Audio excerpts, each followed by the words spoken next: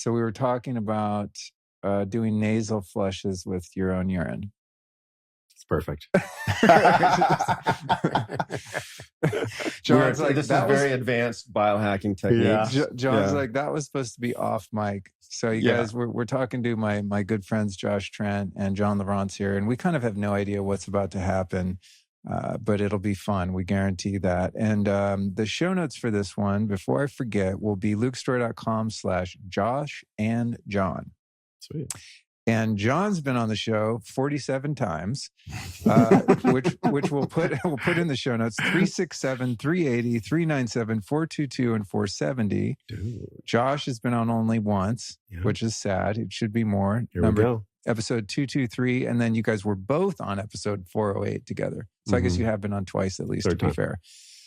So there's a lot more to learn from these guys, but we're just going to shoot the shit and just share where we are in our lives and learn from one another and just have some fun. But I do want to know about the urine nasal flushing. My interest is piqued. Yeah. Well, so Ed Group is by this time, that podcast is probably already going to be released. And he's just a wealth of knowledge, someone that I was introduced to by a mutual friend. And he sent me a bunch of like scientific information, and he was kind of educating me about urine therapy. Right. And I mean, I was shocked. I'd tried it personally, maybe like 15 or even 20 years ago. And I just stopped because it was just too gross for me. Right. But I'd had some patients coming in that were doing it. And so after talking to Ed, as I know you just made a comment that you were kind of thinking you wanted to get back to it because he just lays it out like it's a no-brainer. It's very compelling. Yes. Yeah, very compelling. I think the reason I stopped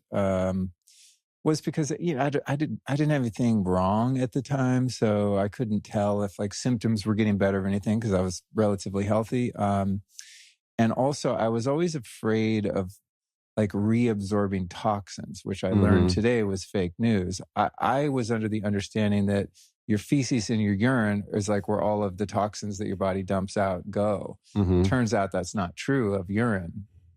And so that was one of the reasons I was like, I don't know. Am I like, if I'm flushing out, heavy metals or toxins or whatever, am I just now drinking them back into the body? But it doesn't work like that, according to the research. So yeah, I'm kind of like, interesting. Yeah. The urine's fairly clean and fairly sterile to the point that people are injecting it. And I don't know if I would recommend that because, we test people's urine. It's part of the semen test that we're doing. It's both semen and urine that I know we did with you. Right. We're going to be talking about in our next podcast. Yeah. But there's definitely bacteria that can be picked up in the, through the kidneys and through the urethra and so forth in the bladder. And so what's interesting to me, though, is it seems like anybody that is doing the injection protocol is just fine. Like nobody's really reporting that they're having a lot of problems. So it's likely that it's safe. Just for me, I'm not really there yet. I did start after talking to Ed. I started to utilize some rectally, right? Because for me, that was like that I can do that, right? And so it was a fleet enema, and I was collecting my first morning urine and then putting it in a fleet enema, and I was doing a rectal enema and then holding that for 20, 30 minutes and mixing it with some coffee. And I started to utilize a little bit of gold. I was putting some gold tincture in it and then photo activating it with light. So I was really starting to kind of play with it. Now I'm to the point where I'm actually drinking a few ounces of my first morning urine, and I'm kind of in my first month to 6 weeks of just experimenting with it. And it does seem that there is some changes that I'm experiencing, better mood. I feel like I have more stamina and energy. I feel kind of a sense of well-being after I drink it. And when I look into it, it's like your body is a self-regulating device, right? Your body needs to self-regulate itself. So if you're sending the signals which are in the urine, so your hormones are excreted, right? And there can be trace toxins. If your body's dealing with something, if you have a chronic infection, then there could be some byproducts and metabolites from that. but they're all signaling to the point where your body then can recognize these things and it can make those adjustments necessary. And I think that's a big part of how that works. It's like a vaccine. Right. He was teaching, like a real one, not a bioweapon. He was teaching me about the element of, what was he saying about the urine?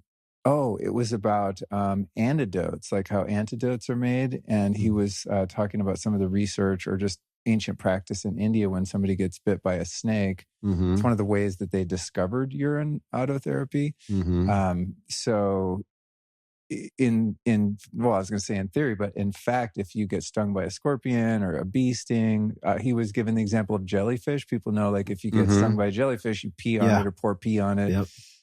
But basically, if you were to get bit by a rattlesnake and you wait 10 or 15 minutes and drink your own urine, you're cured. Wow. Yeah, it's crazy. That's crazy. Well, there's a lot of medicines. It's one of the reasons that it's helping people with the bioweapon, as he explained, because they're using spider venoms and snake venoms in certain batches of the bioweapon. It's part of the neurotoxicity of it. And so it's one way of neutralizing that if people have unfortunately well, I know methylene undergone blue that experiment can be beneficial in that way too. And so that would make an argument to be dosing yourself with methylene blue. And I know I've talked to Ed about this. He does the same thing where they collect the urine with the methylene blue in it, right? Oh, wow. So you're kind of getting like the best of both worlds. It's funny. I was going to ask him today if he was a fan of methylene blue, and I forgot. So. Yeah, they have a methylene blue product as well. Oh, they do? Yeah. Oh, okay. Yeah, his stuff is great. The global healing. Oh, yeah. We were talking about you today too, and he's a big fan of your products too, which is good. When you have two founders or inventors, formulators, and they're fans, it helps validate each one, you know? Yeah, especially if they're wizards. Yeah. They're a wizard. Well, and I had Ian Mitchell over here yesterday, another incredible formulator. There's like only a few of you guys that really make really effective, potent, and innovative and unique supplements, you know?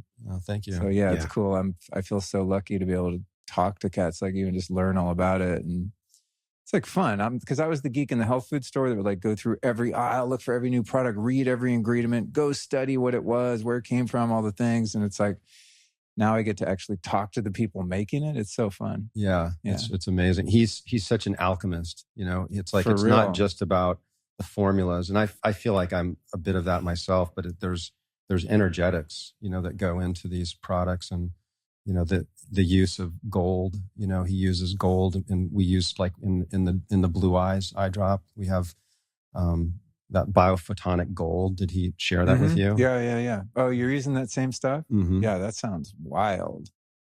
Crazy. It's like beyond monoatomic gold, right? Yeah. Cool. Sweet. So Josh, advanced, bro. Next level.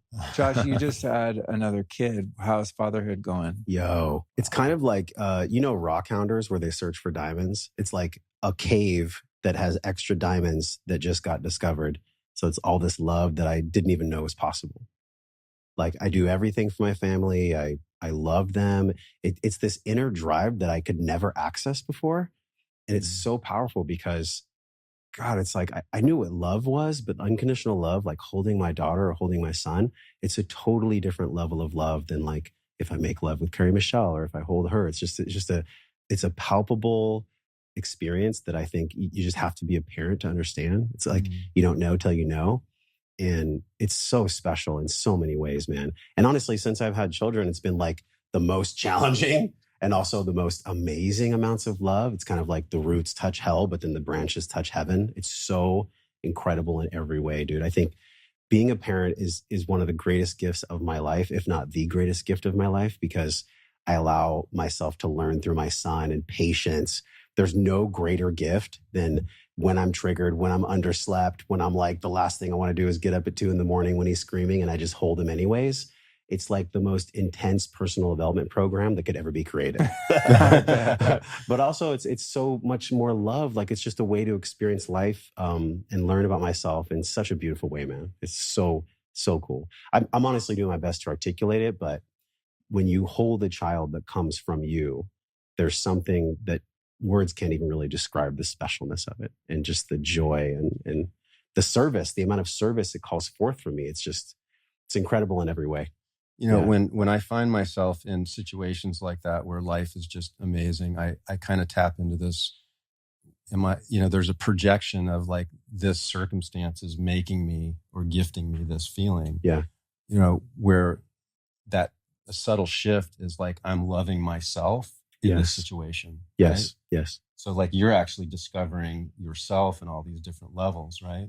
Well, it's a mirror. I mean, how I show up to my children is exactly how I show up to the rest of my life, because they are the ultimate conduit for just testing my capacity for patience, testing my capacity for holding them, which is exactly how I hold myself. Mm-hmm. So I get to see all the ways in which I'm not regulated. It's all the gifts that are getting exposed from being challenged in the most amazing yet challenging way. So it's like the greater the challenge, the greater capacity I have to show up and to love and to see myself. They're the ultimate mirror. I know we've heard this a lot in our world, like children are a mirror.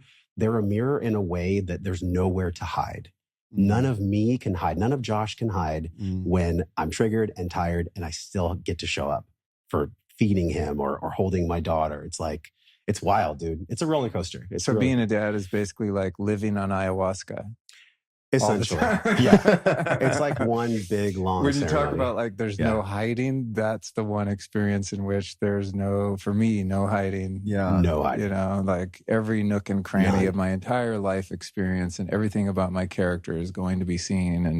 And I feel like in that space, all the other souls with whom I'm in relationship, I've had experiences where all those souls are there too, and they see everything that I am and that I do and that I say in those experiences. Yeah, it made me think of that for some reason. It's like we have, like, at some level, we have secrets that we keep, right? And so absolutely, how transparent are we with transparent, right? Yeah. Right. Transparent. So I had a conversation with someone that channels last night, and she said, what secret do you have? And it just like, I'm like, I just went blank, right? I couldn't really come up with like a specific like secret that I'm hiding, but there's so many levels that you can look at with that, as far as, when you really start thinking about like, what do I want to share with the world, and what am I keeping to myself? Yeah. We're only as liberated as our darkest secret, because we can feel it. When someone's full of shit, I don't know if it's the redox system that Bush talks about, but you ever just get around somebody and you're like, yeah, what they're saying is cool, but something in my somatics doesn't really trust them. Like there's something about this person where I'm like, yeah, they sound great and they're saying all the right things, but like I don't feel them. I don't feel their heart. I don't trust them. And kids have that on lock. I mean, children, they're so wise. They're so intelligent. Like they're their own muse in a way. Like you had the channeler who presenced you. Right. My son knows exactly what's going on with me. He'll be like, "What's up, Daddy? How are you?" And I can't lie, because if I lie, he'll know. Like a part of him will know without words. It's so trippy. Yeah. It literally is a ceremony, dude. Being a parent is an ayahuasca ceremony, and it's 24/7. Yeah. And it's beautiful. Yeah. But you're not the one shitting your pants. They are. Yeah. I'm changing their diapers. Yeah. I'm changing their diapers. Yeah. Mm-hmm. What do you guys think about, how do I frame this? Okay. So all three of us are super into crazy health stuff. I mean, maybe more so John and I. I mean, you do your stuff. You guys are pretty much next level. I like to play. Yeah. I mean, John's putting urine up his butt. I mean, I'm doing all kinds of crazy shit. And the thing that I'm always sort of examining within myself, speaking of truth and being vulnerable and revelatory, is like how much of the practice is really self-love and self-care and wanting to have the vitality that is required to share your gift and your love with the world, right? Like that all makes sense. I can back that up. To me, that would justify having 5,000 supplements and all the ozone and PMF and red light and saunas and ice baths and methylene blue injections in the prostate and all the things. Right? But I also know, because of my past and my childhood, that there were many things that were out of my control and ways in which I was harmed that were beyond my control, and just chaos of my childhood in different ways and the PTSD that resulted from that.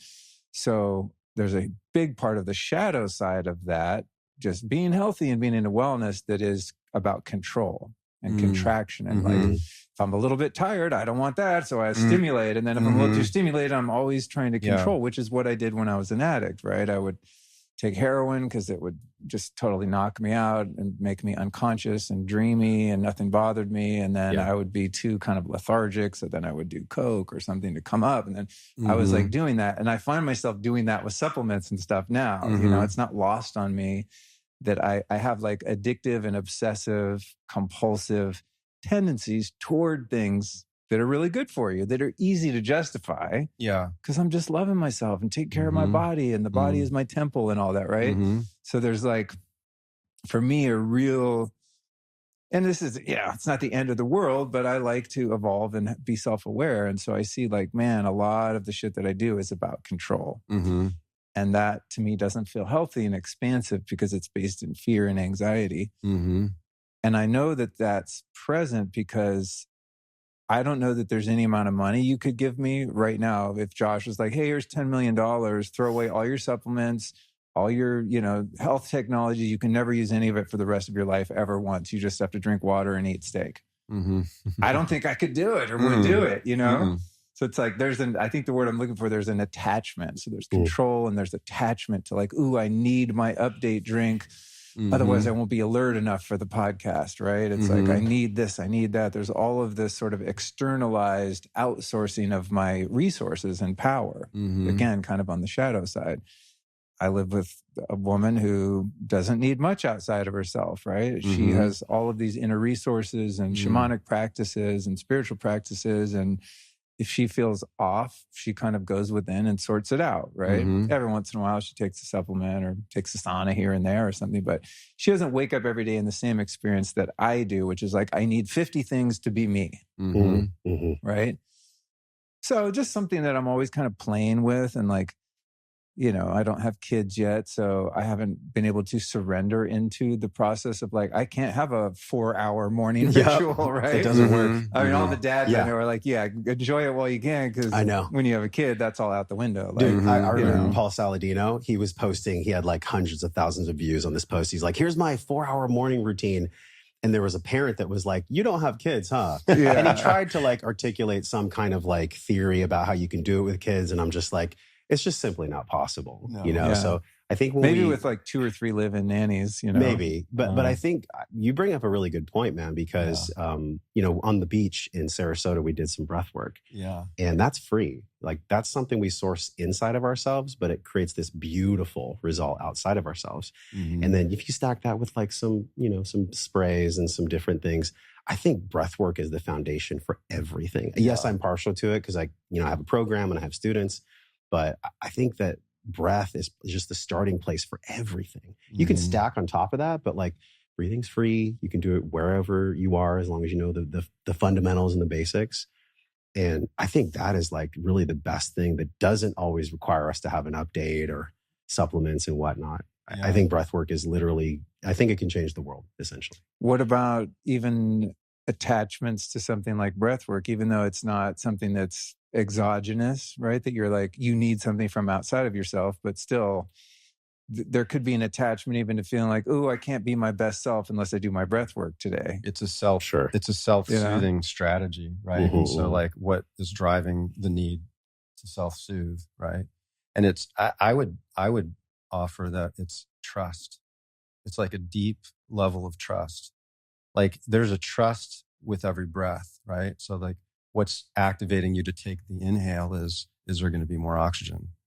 And I was listening to an interesting podcast, and I'm not remembering the name of this individual, but he's a big breathwork kind of coach, and he's a psychologist, but he's also respiratory, like he's into breathwork and so forth, and so he's been able to marry those two together, and it's that relationship to CO2, right? And so it's like that trust that you're going to be able to get, you got all the oxygen that you have. And so how much blood oxygen level do you trust, right? And so as that oxygen level goes down, the CO2 goes up, that CO2 is triggering that fear response. And can you override that fear response and reset it?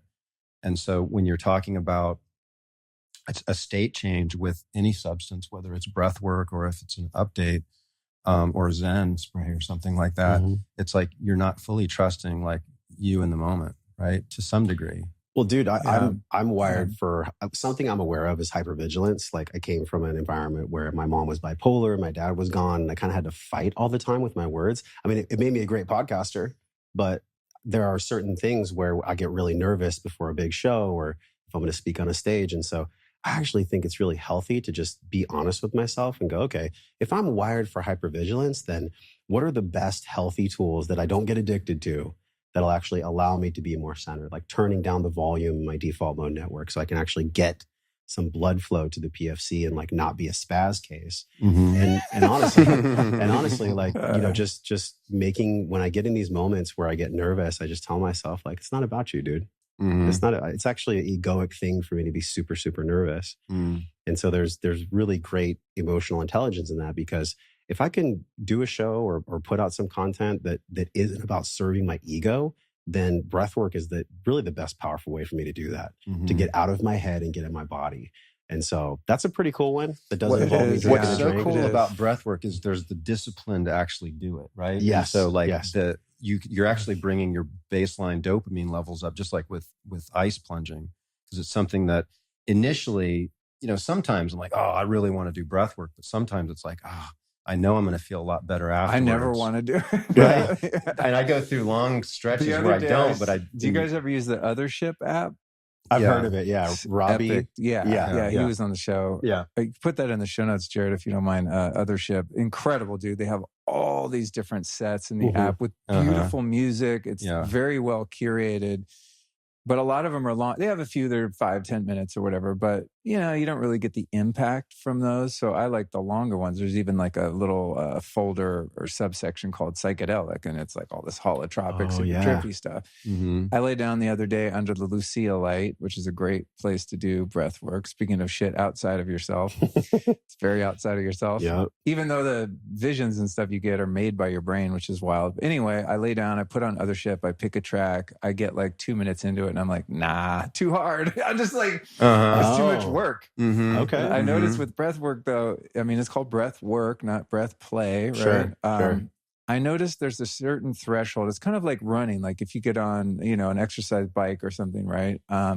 It sucks really bad. And then you kind of hit this Goldilocks and then you're just flowing and it's easy, right? Yeah. That's how breath work is. If I can make it past that first 3-5 minutes, then like I'm good for an hour and I can go super deep. But to John's point, man, sometimes it's really hard. I'll have the idea and I'm just like, nah, too hard. You know what's pretty cool for that? I'll bail. You know what's pretty cool for that? And I know you've played around with this, is using binaural beats to kind of push you into that uncomfortable zone, like especially the alpha 2, the holy grail, you know, getting yourself in a brain state where like you're in flow a bit faster because you're getting the audio response, you're getting the olfactory response, like.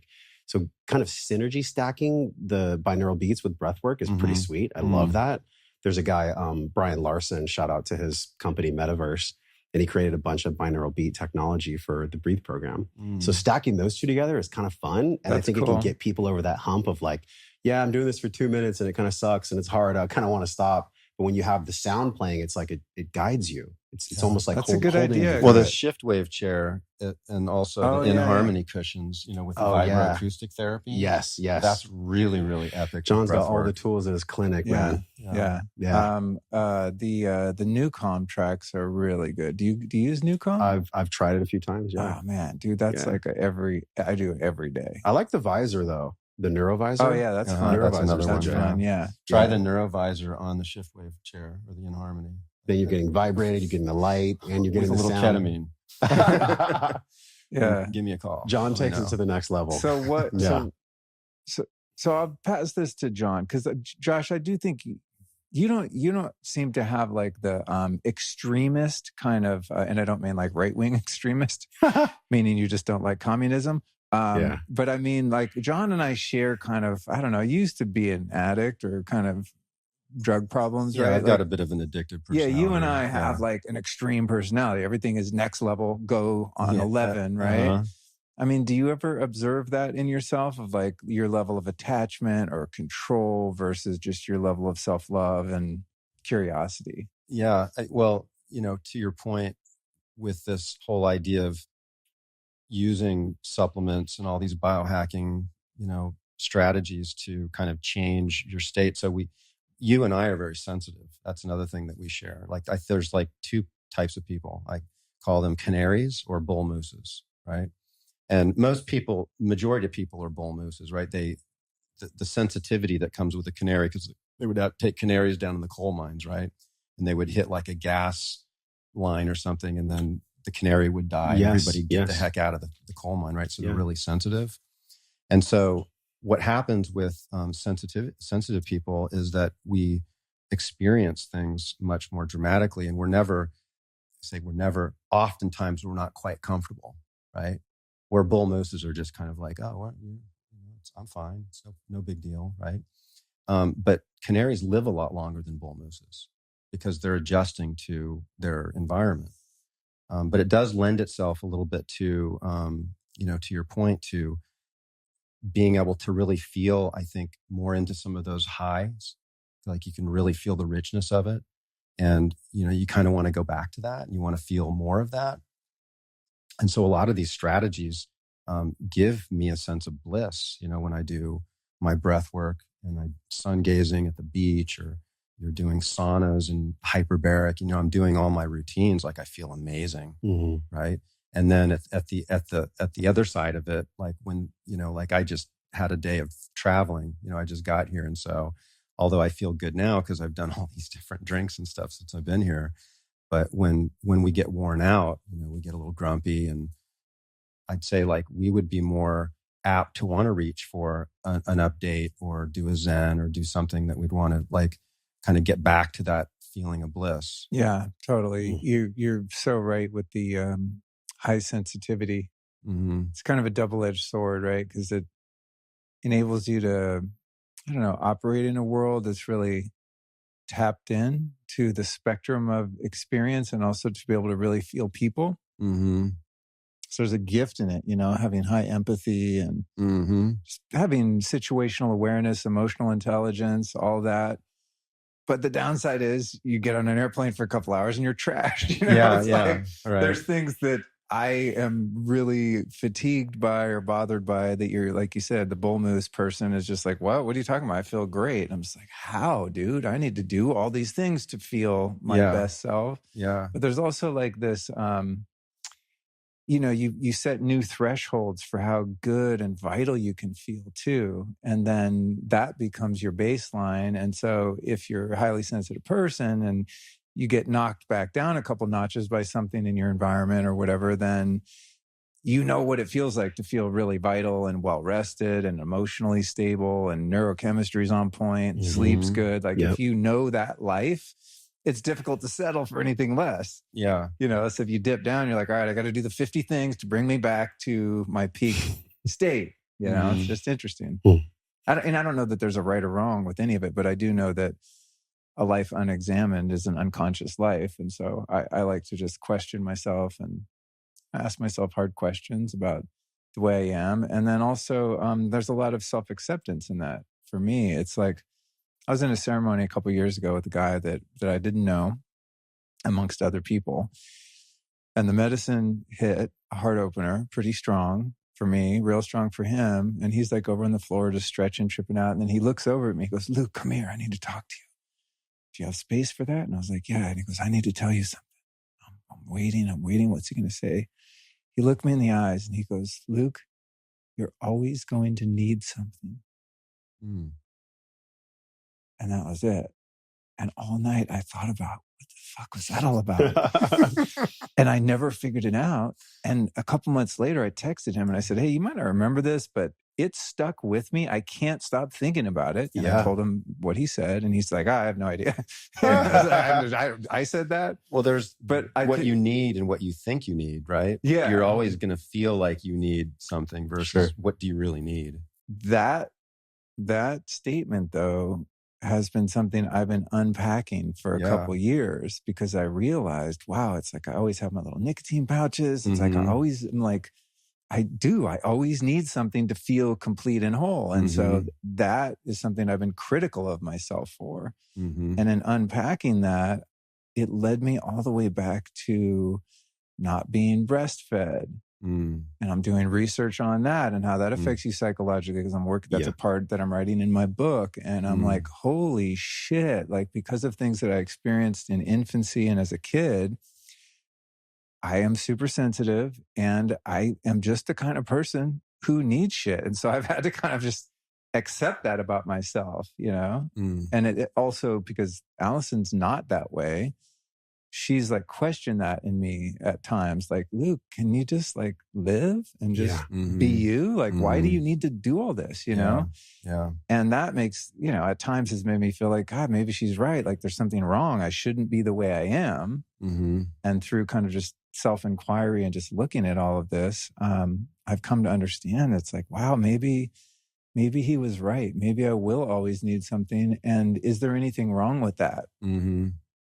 Well, there's two sides to it, because I'm going through exactly the same thing. Because you know me, I'm out and about and I've got all these bottles and tinctures and oils, and it's part of what I like to do, but it's become like somewhat of a little bit of an OCD thing with me, right? And I've been through the exact same process that you're talking about, and so it's unpacking that, and there's not just the act, but there's a little bit of shame associated with the idea of John that always needs something. Right. Like I'm observing myself and there's a little bit of shame. Like, to be honest with you, when you brought it up, I was sitting here thinking, I don't really want to talk about this in front of the podcast. Like, this isn't where I want to go. But you know, whatever. You know, this is this is what we do, right? We share our deepest, you know, things.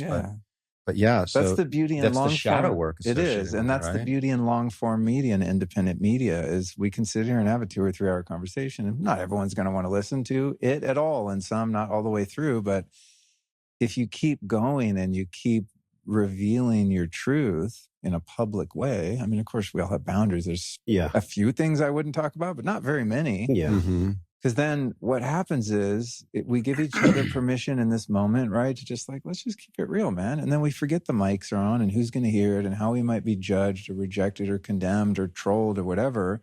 But there's going to be people that hear this that are like supplement fanatics or whatever. And a few of them are going to go, never thought about that. I'm going to look at my own behavior, right? And then it's going to give them permission to look at themselves in a more honest way. And also it's going to give certain people permission to talk about this with their friends or talk about it on another podcast, right? There's like the independent media has created this ecosystem, which is so beautiful, where we can finally actually just be authentic and vulnerable in a public way. And it gives everyone permission to do that. Yeah. Right? Are you familiar with the Jewish practice of Shabbat?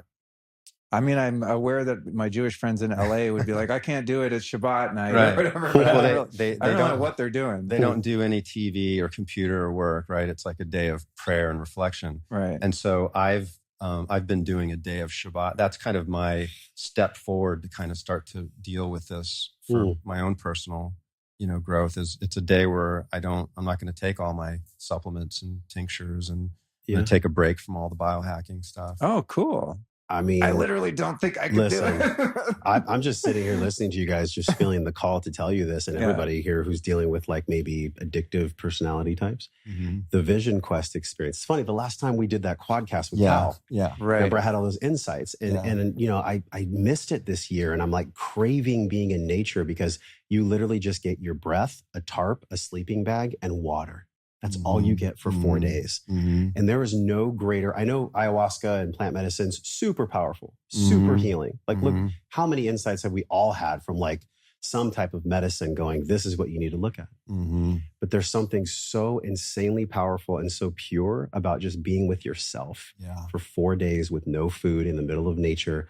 That, I believe, is the ultimate spiritual pressure wash. If you want to find yourself, you don't actually need all these medicines. They're powerful. I mean, they're beautiful. They're beautiful. I'm not anti-plant medicine, but doing a Vision Quest is, I believe, probably the most powerful ceremony you could do without ingesting anything. I think you are right on as far as what we're talking about. That's probably one of the best practices you can do. I'm just like, you guys get to do that. That really resonates with me. In your lives, and for anybody that deals with addictiveness, doing a complete removal of everything from the modernity and just being in nature. I can't think of anything more powerful, honestly. I mean, yes, 5-MeO can blast you to the cosmos, and even doing deep breathwork journeys is powerful. But there is something that is just unspeakable. You could never really understand, much like being a parent, by just being in nature with yourself and your thoughts. I was having visions. I was talking to my grandfather who died in 2002. I mean, the level of introspection you can get when everything is removed is so intense. It's so palpable that I don't think anybody could go through a Vision Quest experience and not be fundamentally, wholeheartedly changed. Have you done one in total darkness before? No, I know our buddy Pavel. Pavel, that's what I was going to say. He loves these dark retreats. I'm supposed to go with him later this year. Okay, watch out, 10-day. I want to do it, but honestly, I am scared shitless. I know, me too. And there's not. I don't want dark retreats. I'm not trying to be a tough guy. There's not. Like, I can't really think of too many things that scare me. 5-MeO DMT scares me. It scares the ego. It doesn't scare me, but the ego is not interested in that experience. But the darkness shit, dude. What do you think will come up for you? I don't know. I just feel like I would be restless. Oh, you would be. There's no update drinks. No Zen. It's just like, no Zen spray. Dude. Yeah. It just, it scares the shit out of me. And that's why I want to do it. Because I'm like, okay, anything that's healthy and good for you and nurturing to your body, mind, spirit, if I'm afraid of something like that literally has no risks involved whatsoever in reality, and I'm afraid of it, then that means there's a part of me that doesn't want to die. Yeah. And that's the part that says, too hard, too weird, too far away, too much money, whatever. And it'll find a million excuses to not do it. Well, Luke, we are extremists. So, I mean, that's kind of the most extreme meditation practice you can do, right? Right. And I really, Pavel, that's who you said? Pavel? Yeah. Fun guy. I know you guys are both friends with him. Did you even introduce me to him? I forget how we found one another. He just travels the world like 300 days a year. He knows everyone. Yeah. And he's done a bunch of those darkness retreats. But the woman he does it with is going to retire, I think, in a year or something. And I'm like, I really want to do it with her. And one thing that's interesting about her, and I forget her name offhand, but it's in Pavel's podcast. They do it in Thailand, I think, right? Yeah. She is, because I heard her on Alex Zek's podcast, The Way Forward, and I kind of bookmarked it. I was like, this woman is tapped in. She's a real breatharian. There's fake breatharians out there that like eat tuna fish backstage and shit. Yeah. She's not that. I mean, you can tell from hearing her, it's been, I don't know, a couple decades, and she doesn't eat food. Wow. She just lives off prana for real. And part of how she developed the ability to do that is in the darkness retreats, doing a zillion of them. And now she hosts them and facilitates them, right? That's very interesting to me because that flies in the face of everything we're all doing. Yeah, totally. Right? It's like, I get my blood work. I'm low on B vitamins. Take B vitamins. It's like, where's she getting B vitamins? Yeah. Because I'll talk shit about my days as a vegetarian and how I was so deprived of fat soluble nutrients. My teeth rotted out and I had all these issues, I don't think a vegan diet is good for you. I say that publicly, but God bless if that's what you want to do. Sure. But if I'm looking at the data, right? Yeah. And I'm going, well, what's the chemistry in her body? If you're a vegan, for example, how are you going to get retinol? How are you going to get creatine? I mean, these are things that the body needs, right? Vitamin K, etc. I guess you can supplement them, but if you have to supplement them, that means your body's supposed to have them. So your body's supposed to be eating the food that has them. Anyway, I digress. But being a breatharian flies in the face of all that. Taking supplements, doing the biohacks, all that shit is out the window if you are able to harness the ethers, the power in the ethers. Well, look at what Wim Hof does. He raises his core temperature in ice. I mean, the power of his mind and the power of this breatharian's mind. Right. They've literally, psychoneurologically, they've changed the way that they associate to what they think they need. So maybe in these people, their body is creating the B vitamins just from thought. Yeah. I mean, that's trippy to even consider. But I think that's probably what's going on with the Wim Hofs and the breatharians or these super extreme people. Well, it's like, is there a scientific explanation for it? Or is it back to like the fact that we're creating our reality, right? And we're manifesting from, our intention right through the quantum. Are these people like really like Buddha minding, totally bodhisattvaing like reality? Yeah. So that you can't explain it from a molecular, scientific, medical standpoint? Totally. Or is there actually like an explanation? Are there like pathways that they're utilizing? Like I'd love to see this research. I think it's just spooky voodoo. It's like the people that have these miraculous healings following Joe Dispenza's work, right? I mean, he's got a whole team of scientists in the back of the room doing QEEGs and blood tests and all this stuff. And people's markers change. But they've been able to explain it to some degree. Right? They have? Like, yes. Oh, so like when meditators go into that high gamma, there's exosomes like in huge amounts that are released in their body. Really? And I kind of noticed. So I when they first announced it, when they first came out with the research, like there's tiny little vesicles that are, and we're looking into it. And I had been using exosomes in my practice, right, for regenerative medicine from stem cells. I'm like, oh, those are exosomes. And so they've gone through and they're studying, could be V cells too. I know Todd Okavides was like, no, I think it's V cells. But there's some sort of a spontaneous release of healing substance that they find actually in the blood with these meditators. Wild. Yeah, I mean, the results that some people get is just crazy. And the people that are like the Healies, when they do the coherence healings, I mean, people legit have tumors disappear. I mean, it's like, it's wild, dude. What about the Buddhist monks that literally sit in the snow with wet t-shirts and just breathe and use intention to dry the wet t-shirts in the snow? Like, how do you explain that scientifically? There's certain things that science just can't explain, right? Science is always looking for the quantified self. And like, how do you get all the markers? And how do you explain what Wim Hof and breatharians and these monks are doing? Certain things just cannot be. I'm sure you've seen this in your practice. There's certain people that just heal themselves through power of thought, through power of intention, that cannot always be quantified and explained.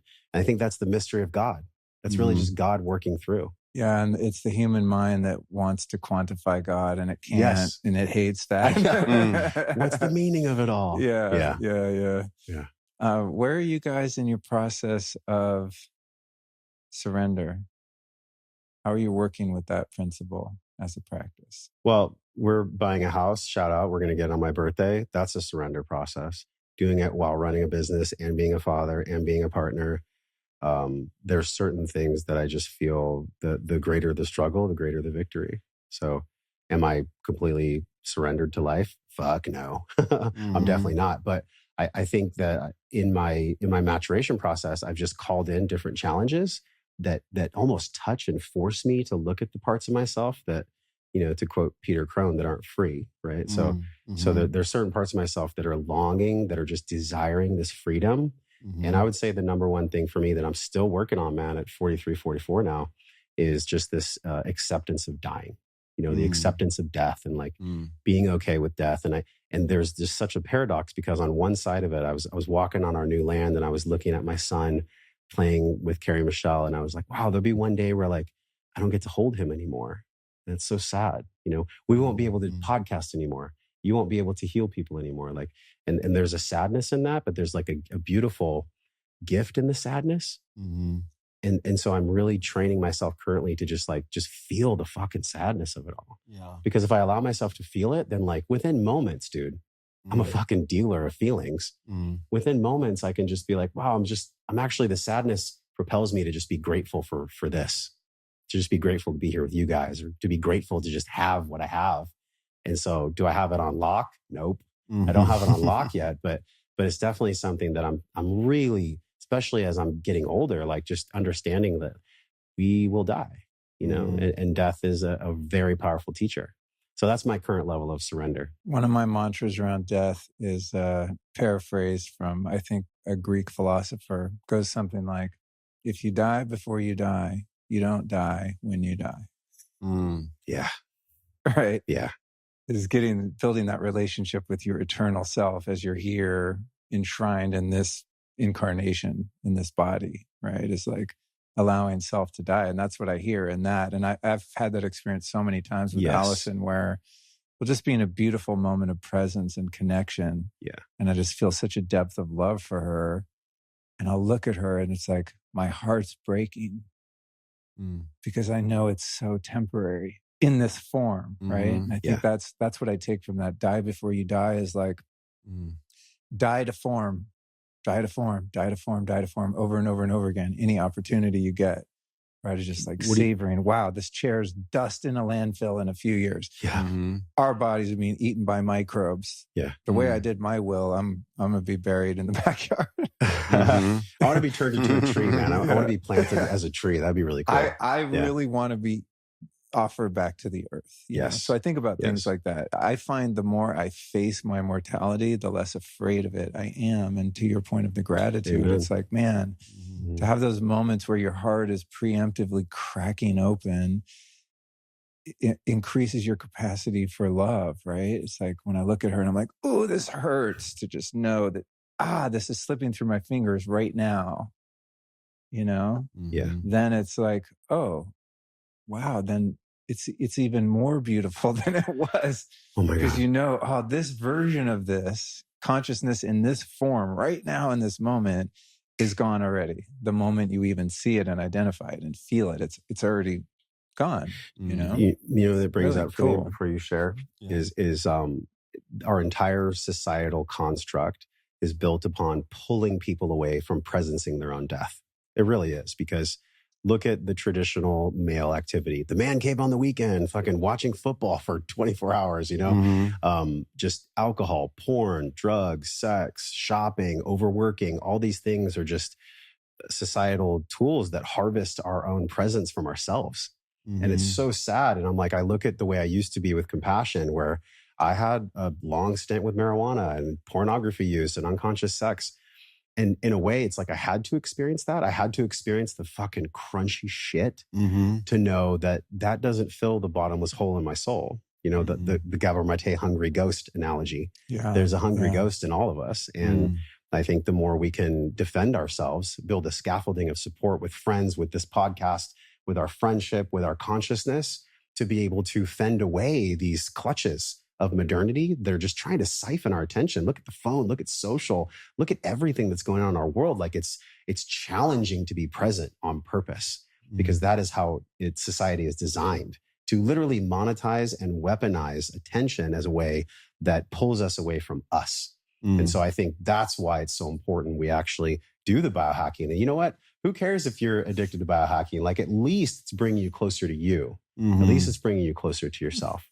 So it's really important that we all recognize, like, not to be too serious, but like, we're in a war for the soul and for the mind. Like it's all around us at all times. People that are here watching, listening to the podcast, they have a huge leg up, because at least they're interested in what we're talking about. And there's that spark of curiosity that they go, oh yeah, I am being monetized. I am being siphoned of my chi, of my life force energy. That is a really big, profound gong hit for, I think, everyone. We need a gong on set. Like here. Alan Watts used to say, you want to know what reality is? It's this. Boom. Yeah. That's reality, right? Yeah. So the further away we are from that, then we're not going to have a high quality of life. We're not going to be able to love and connect and be here for each other or for ourselves. Amen. So what about you and in your relationship to surrender? And I think there's more to that question. It's like, many people's perspective as surrender is that you just lay down and let life happen, and to me, it's a little more. It's passive. Well, no, it's that I'm taking action to get from point A to point B, whatever that might be. So it's not that I'm surrendering action, I'm surrendering the results that I want from those actions. So I call it like surrendered action, right? Yeah.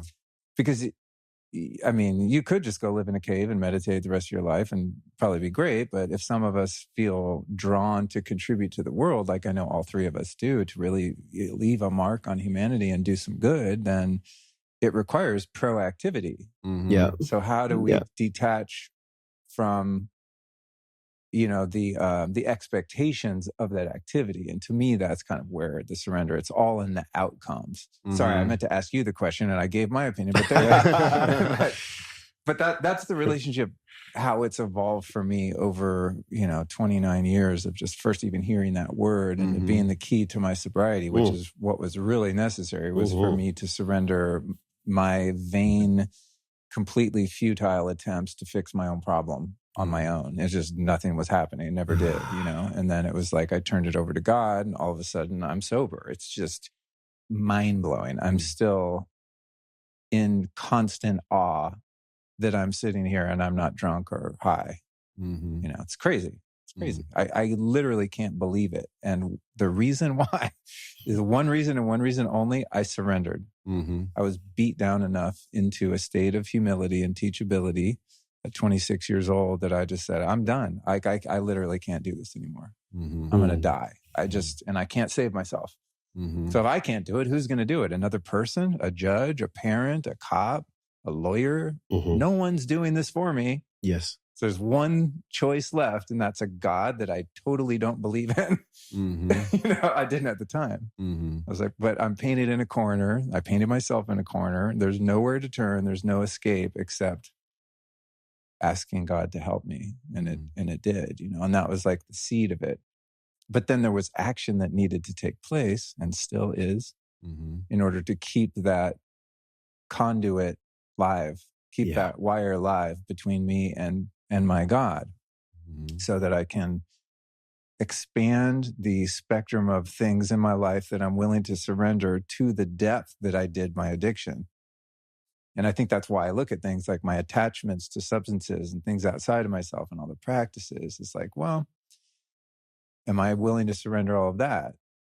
And maybe surrendering all of that is just surrendering to what I was saying. I need something all the time. Maybe it's surrendering that's just kind of my nature, and surrendering to that.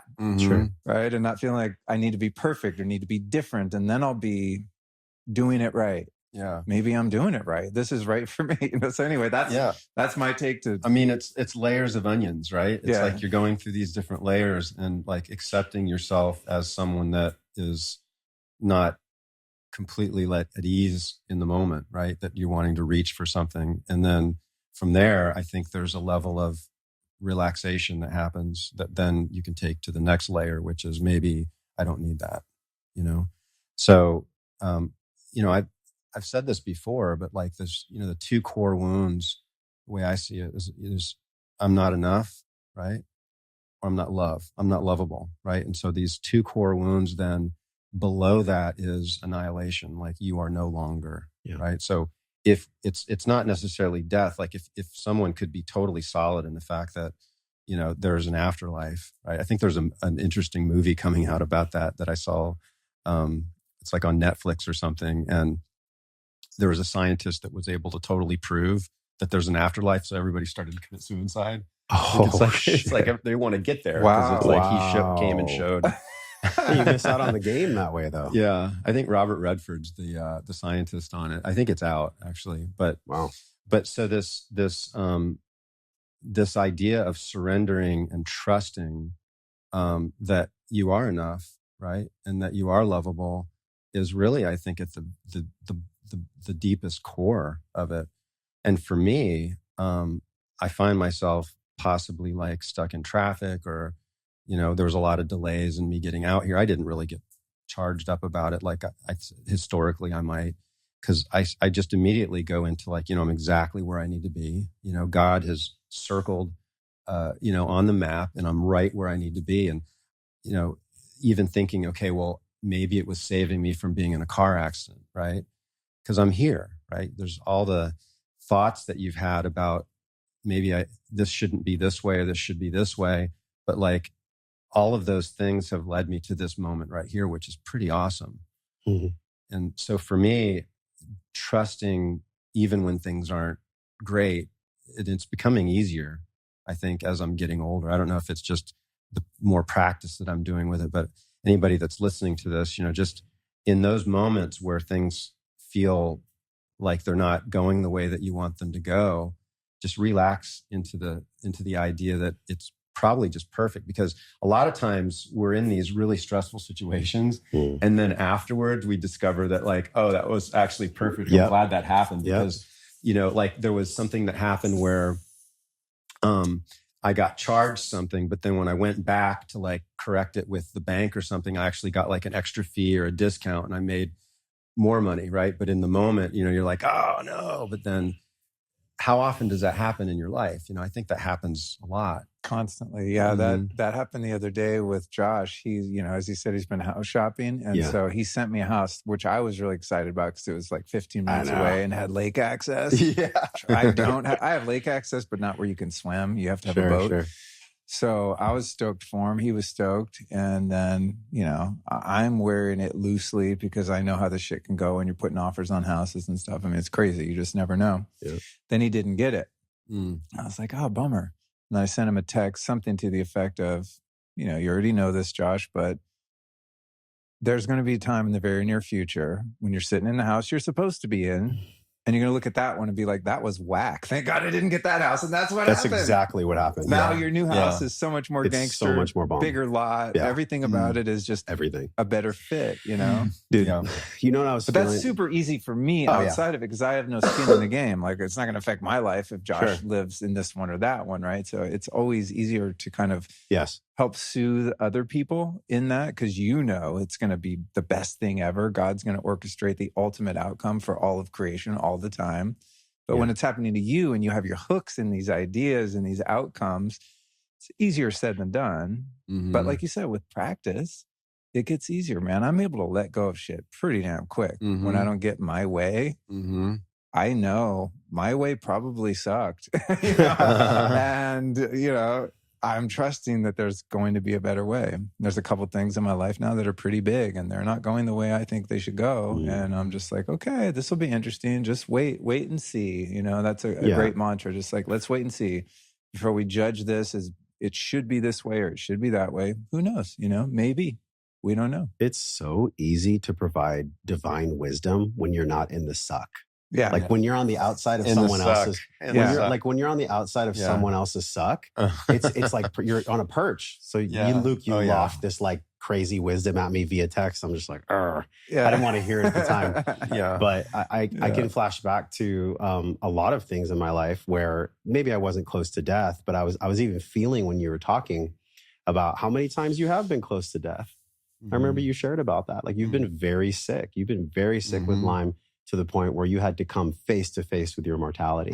That's where you earn the wisdom. It's not, I just don't think that I don't think sometimes we're able, even if we're very evolved, to be able to take in wisdom when we're in the middle of the crunch, because it's almost like if I were to accept your wisdom without going through my own process, then I'm robbed of my process. And I can't think of a greater, more powerful process than actually facing death through like some kind of divine illness that comes in to teach you. Or then there's 5-MAO. I'll do it. Which honestly, that was my biggest, greatest teacher in all medicines. It's, me too. You know, you're 15, 20 minutes into it and just complete ego death. The mind is just not there anymore. And it's just your awareness and it's beautiful, right? You're like, wow. It's hardcore. It's hardcore. And that in the essence, you know, that's the ultimate surrender, right? Is you're surrendering your ego. 100%. There's no experience in my life at that depth of surrender. Yeah. The last time I did it, I felt like I was not in reality because it can't kill you because it doesn't suppress your respiratory system.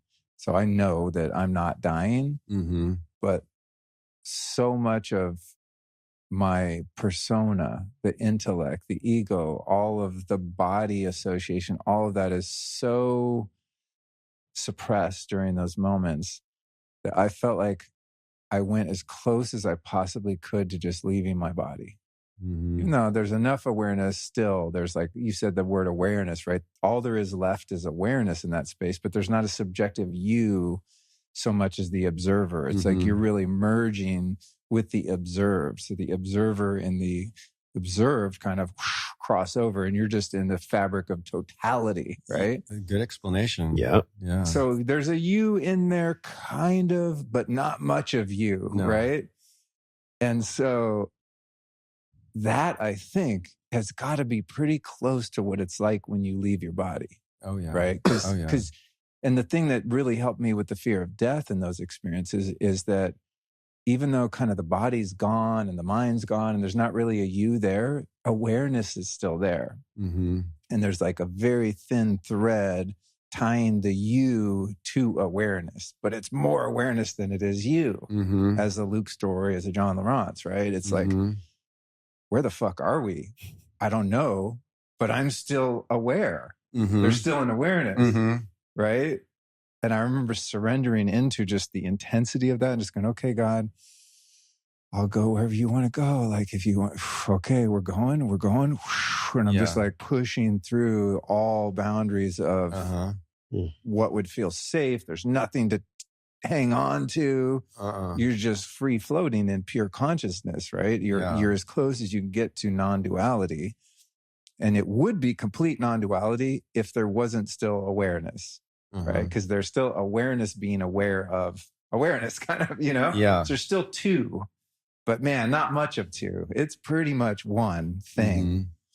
And that is such a beautiful, and there's other ways I'm sure to get there, but that's such a beautiful exercise in surrender and trust and knowing like, wow, I still exist even though I'm dead in a way. In the classical sense of like what we feel to be in a body. I exist. There's a me. Here's my knees. I can feel my hands. I can see you guys. I hear my voice. I hear the air conditioner. There's like this multi-awareness, but it's all relegated to the world of form. It's all in the particle, right? And then when you go full wave past particle, it's scary because there's no particle there to grab onto. You're just wave. You're in the full quantum experience.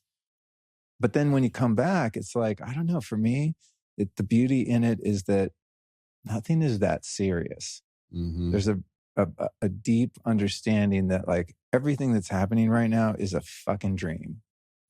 Just like when you go to sleep and you dream and it seems so real and then you wake up, it's like, which one's the reality, the dream or when you wake up? That's how Bufo is. It's like, I don't know, maybe that's actually the reality and this is the dream. That's what it seems like to me. Yeah, I would say, that's, I mean, you're in deep in the quantum where everything is emanating from.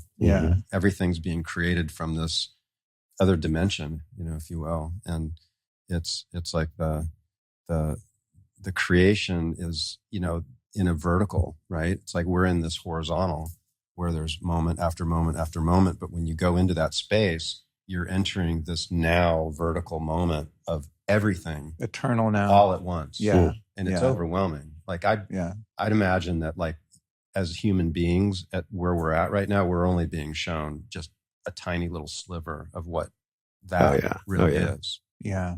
Yeah. I've definitely, I'm not in the 5-AMEO camp. I respect you guys for going. That's a very courageous journey. But I had an experience of that when my daughter was born. She was born at 9,000 feet in Colorado. You want to talk about surrender? With respect, I'll just share.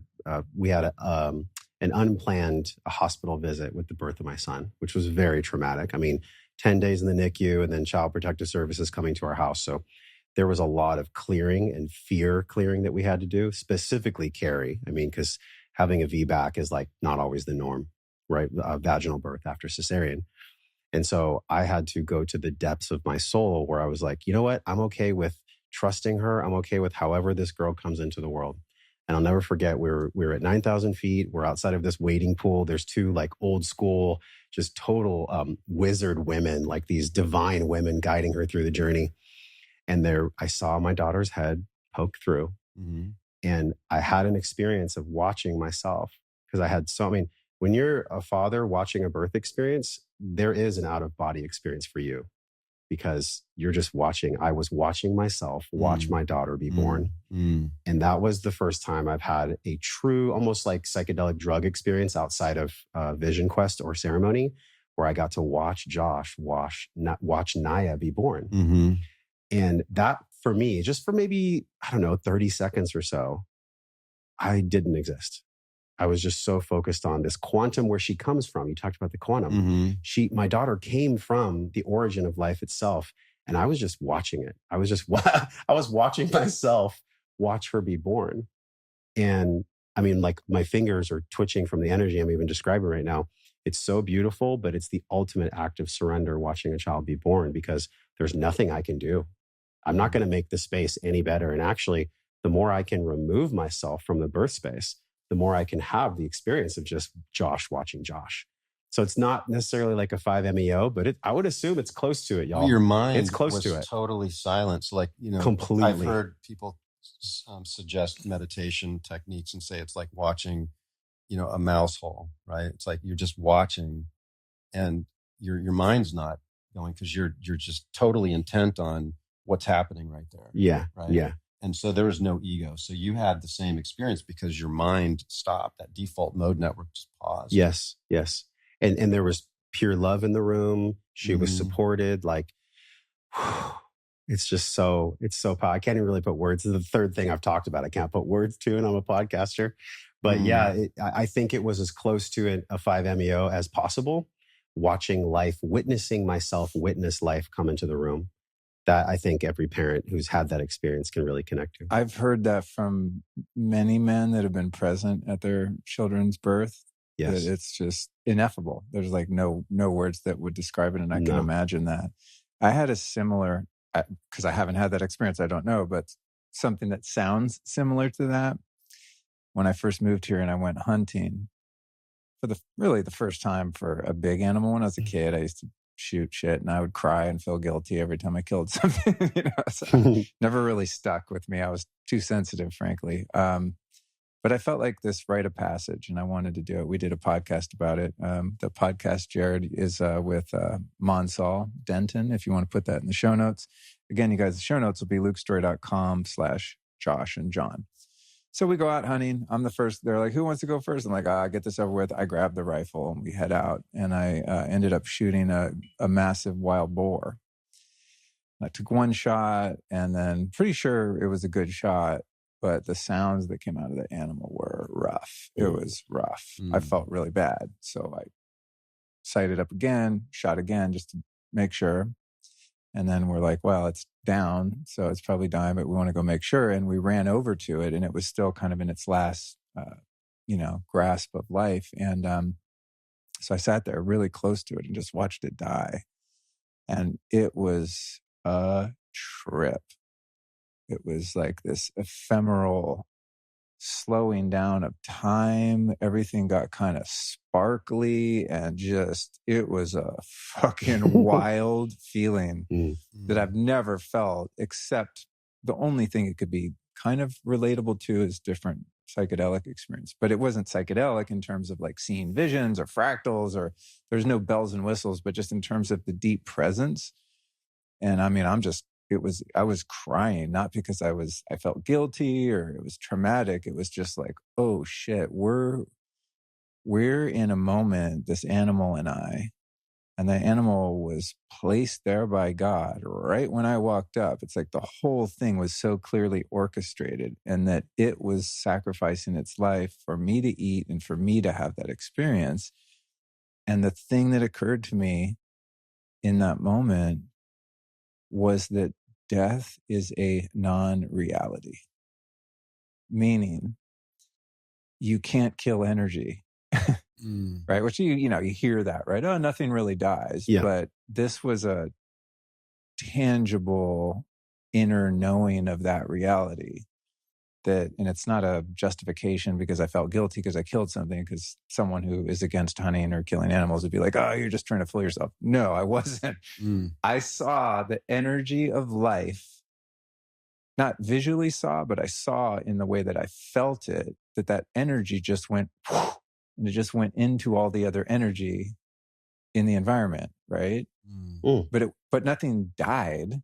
It's just the energy, the life force that was animating that pig just went back into all of the other life force, all in an instant, and that was the thing that was making me cry. It was just like, whoa, energy is moving here, man. And it made me think, this has got to be somewhat what it's like when a baby pops out of a woman. Like there's some, even though it's alive already in there, right? But it's now in a different reality.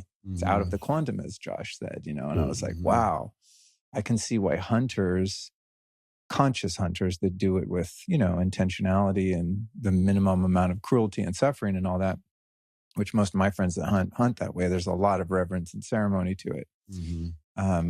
It's not just like, oh, let's go shoot shit because it's fun. I mean, it's like, it's a spiritual practice. And so, because that was the context of the way Monsal does it with his sacred hunting outfit, it was one of the most powerful experiences of my life. And I didn't need to take any plant medicines or anything. It was just like witnessing how God moves energy. And I just got to participate in that process. And it was also super cool knowing again, going back to that fear of death, if someone finds me out in the bush and shoots me like I shot that pig, that's what's going to happen to me. Mm-hmm. The energy that is making this thing called Luke's story right now doesn't ever die, ever. It just goes poof, and it just goes wherever. We don't know where it goes. Mm-hmm. It just kind of like assimilates into the life force of the planet. And then Ram Dass says it's like taking off a tight pair of shoes. yeah. We can hope he was right, Yeah. But it's a really reassuring feeling, again, those kind of experiences where oh, this isn't all there is. There's so much more. And what we are able to perceive based on the senses in our body is such a small fraction of the totality of reality itself. It's like we're in such a narrow bandwidth of what we can taste, smell, touch, feel, perceive. Like we're perceiving this thing.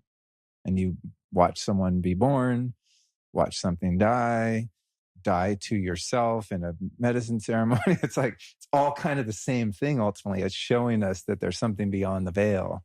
Yeah. And to me, that's comforting. Like then I'm more able to trust in God because I know I'm not the victim of circumstance in my life and that I'm not going anywhere. I'm going somewhere, but it's not away. It's just to a different place. Mm-hmm. It's just another location in the multi-dimensional reality. I'm just going to a different dimension. Do you think that the moment, as much you can prepare, right? So that moment that you leave your body, that's the key. And then they say that you have life review, right? This is what my friend Rhonda Byrne, who did The Secret, I had this conversation with her, and she's talked to like all kinds of different spiritual people. This is like this is one of the common themes, is that you have this life review, and if you have a charge over anything, you come back. Oh shit! Right? So I better get rid of my charges. I mean, God bless Earth and everything, but come on, guys. But don't you kind of want to come back? I don't know. Man. It'd be fun to come back again. I don't know. Well, so it depends on the individual. According to Rhonda, some people are going to come back to support, right? And they actually have that intention that they're going to come back. And then there's different like layers of ascending, and you can go so far, and then there's like all the way where you're going to like this other point, which is like complete transcendence. And I know this is going to sound crazy, but she's saying like some individuals like Buddha or Jesus might not go all the way because they're staying a little bit beyond to hold the energy for us to keep things, together. Yeah. Mm-hmm. And so this practice that she has is really just releasing all of the charges that she has. And she says it comes down to one simple practice: meeting life with a yes, right? Versus meeting life with a no. And so you're just ultimate total surrender to like every moment. And then when you have that moment where you pass, your whole life comes and you've already dealt with it all. And then you're off to the next chapter. Otherwise you got to come back and repeat. Yeah. That whole reincarnation thing is so interesting because I really enjoy being of service. So I would think, if I reach a certain level of consciousness, enlightenment, then I leave my body. I would think in my character, I would want to come back and support. Yeah, me too. But if there are other dimensions outside of this purgatorial duality called planet Earth, which is beautiful and also terrifying and evil and all the things, right? It's all the things. I don't know. I might choose like a couple tiers up in the, you know what I'm saying? In the disembodied spirit guide realm or something, where I can like be someone's spirit guide and not necessarily have to be encumbered by a body again. Because I feel like I would still want to serve and still want to love even out of this body. But I'm like, I don't know. There might be ways you could, work your way up to where you can still do that as a guardian angel or something of that nature and not have to go through the whole like cycle again. It's exhausting, man.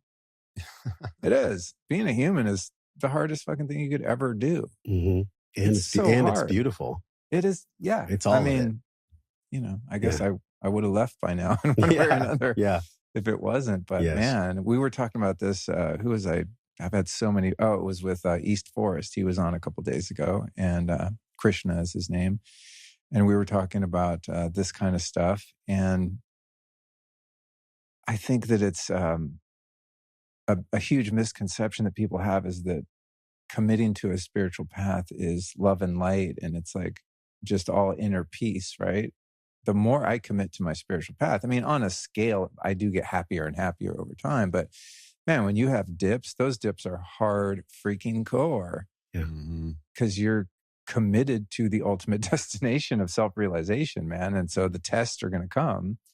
If you want to graduate, then you're inviting those tests, man. And it's not the easy path.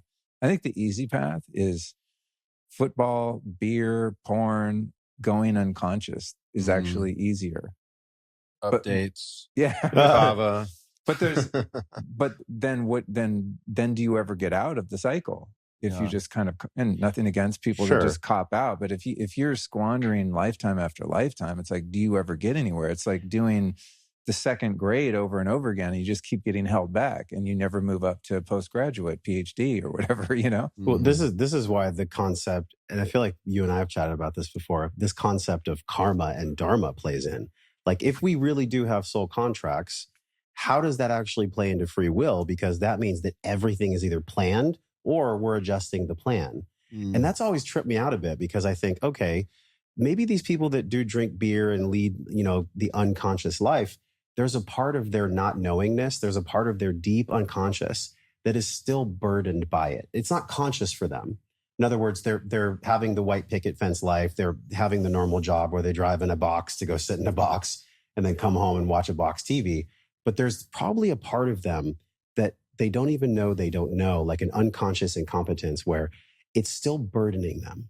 It's not that someone on a spiritual path is better than that person. It's just that maybe that's that person's karma, is to actually live in that kind of lower level, just hedonistic lifestyle where they're actually in bondage. And that's part of their soul contract playing out. That's how I justify it, at least with words.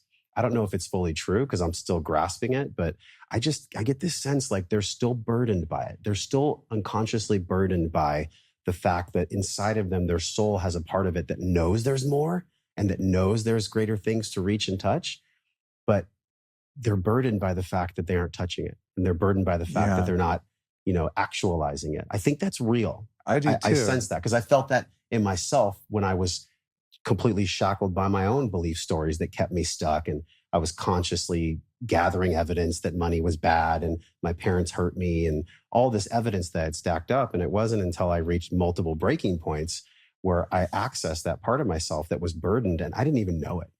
I truly didn't even know it. And I really do believe, I'm curious how you guys feel. I think people are burdened by that. I really do. I think that's what makes people listen and absorb this, is that part of them is being called forth to actualize the goodness, to actualize the part of themselves that knows there's more, but they just don't have the faculty yet to really embody it.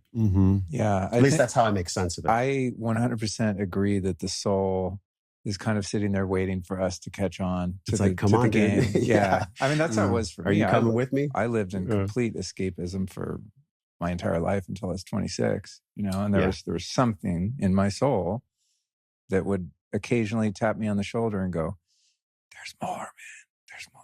It doesn't have to be like this. Yes. There's another reality. You're missing it. Yeah.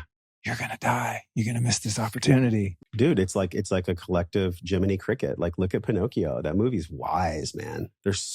Jordan Peterson talks about this. He breaks down Pinocchio on like a metaphysical, religious, psychosomatic, spiritual level. You guys have to watch that if you haven't watched him break down Pinocchio. It's so entertaining, dude. It's so cool. We'll link it in the show notes. Yeah, link it in the show notes because there's Disney, like there's some darkness in Disney, but there's also some really interesting ways that we can learn how to live better in these. And all movies are kind of like that. Look at The Matrix, dude. Matrix is codes. There's fucking codes in The Matrix. I've watched that movie like 10 times. So I think there's something to be said about like we get inspired by these stories because they touch on that part of us that maybe is burdened that we don't know is burdened yet. And I think that's why these stories become so popular. I also get the sense sometimes that I just loafed around and sat on my ass for many lifetimes. before I actually did anything about my evolution. And that helps me not be judgmental when I observe people that are just willing to stay unconscious. It's like, how do I know? I haven't done that 10,000 times. For sure. You know what I mean? For eons, I might have just been like, drinking the beer, riding my donkey. I was just like not interested in growing up, expanding consciousness, just not interested, not doing it, too hard, too scary, and just stay in my lane. What do you think is a bigger motivator for someone to start this path? Pain or bliss? I think it's equal. I think we have an equal drive to avoid pain and to pursue pleasure. I think we're wired that way for survival. I think it's equal. But in my own life, because I had no experience of bliss, it wasn't something that I ever even aspired to. So for me, it was the proverbial fire under my ass of like, wow, this really burns. It's been a few years. This fire is growing and I'm adding gasoline to it every day. And I can't take this pain anymore. You know? And also what took me to the dark place was trying to avoid the pain by pursuing pleasure. Yeah. Right. Well, it's like you can't really have one without the other, can you? And so that question in of itself is kind of useless because you're somewhere between those two, right? And if one doesn't exist, then the other one can't exist either. But I immediately started thinking about, there's no way I would be where I am spiritually without the pain that I've gone through. No doubt. But yet, if I didn't have the experiences of like, the 5-MAO or some of the amazing experiences, you've had some amazing experience with bringing children into this world, right? Yeah. And so without that, what's the meaning of the pain? It's really interesting. It is interesting. This is all very interesting, fellas. Listen, I heard a clip on a podcast of Gabor Mate talking, which, by the way, at some point I'm going to interview him, okay? It's been like 3 or 4 times. And he said yes, and then he didn't come on, but he said this wisdom that stuck with me. And he said, there's pain either way. You can have an experience where you can dismiss your soul, dismiss your truth, and there's pain. Or you can have the pain of actually facing what it is your soul wants to express. There's pain either way. So I think you're right. I don't necessarily think the question's bad. I think it's actually a really great question. What motivates us? Is it pain or is it pleasure? I think there's so much pleasure in expressing our soul in the way that it fucking wants to express. There's so much pleasure in that. But there's also paradoxically fear, and it butts up against all the stories that we've absorbed and collected evidence for. So I think there's pain either way. Personally, that's how I've experienced life.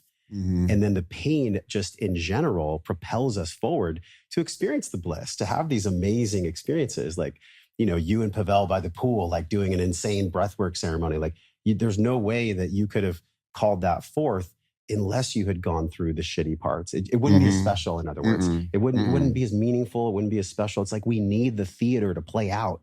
We need the evil. We need the love. We need the dark. We need it all. Well, when you're in the suffering, theater. You're thinking, I want to be in the bliss. Exactly. When you're in the bliss, you're like, I'm glad I'm not in the suffering. Right? Yeah. Yes. It's a lot better.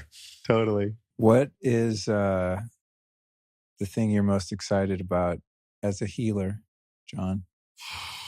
That's a great question. I go to some of the procedures that we're kind of involved with right now, and I'm really excited about the work that we're doing with the prostate.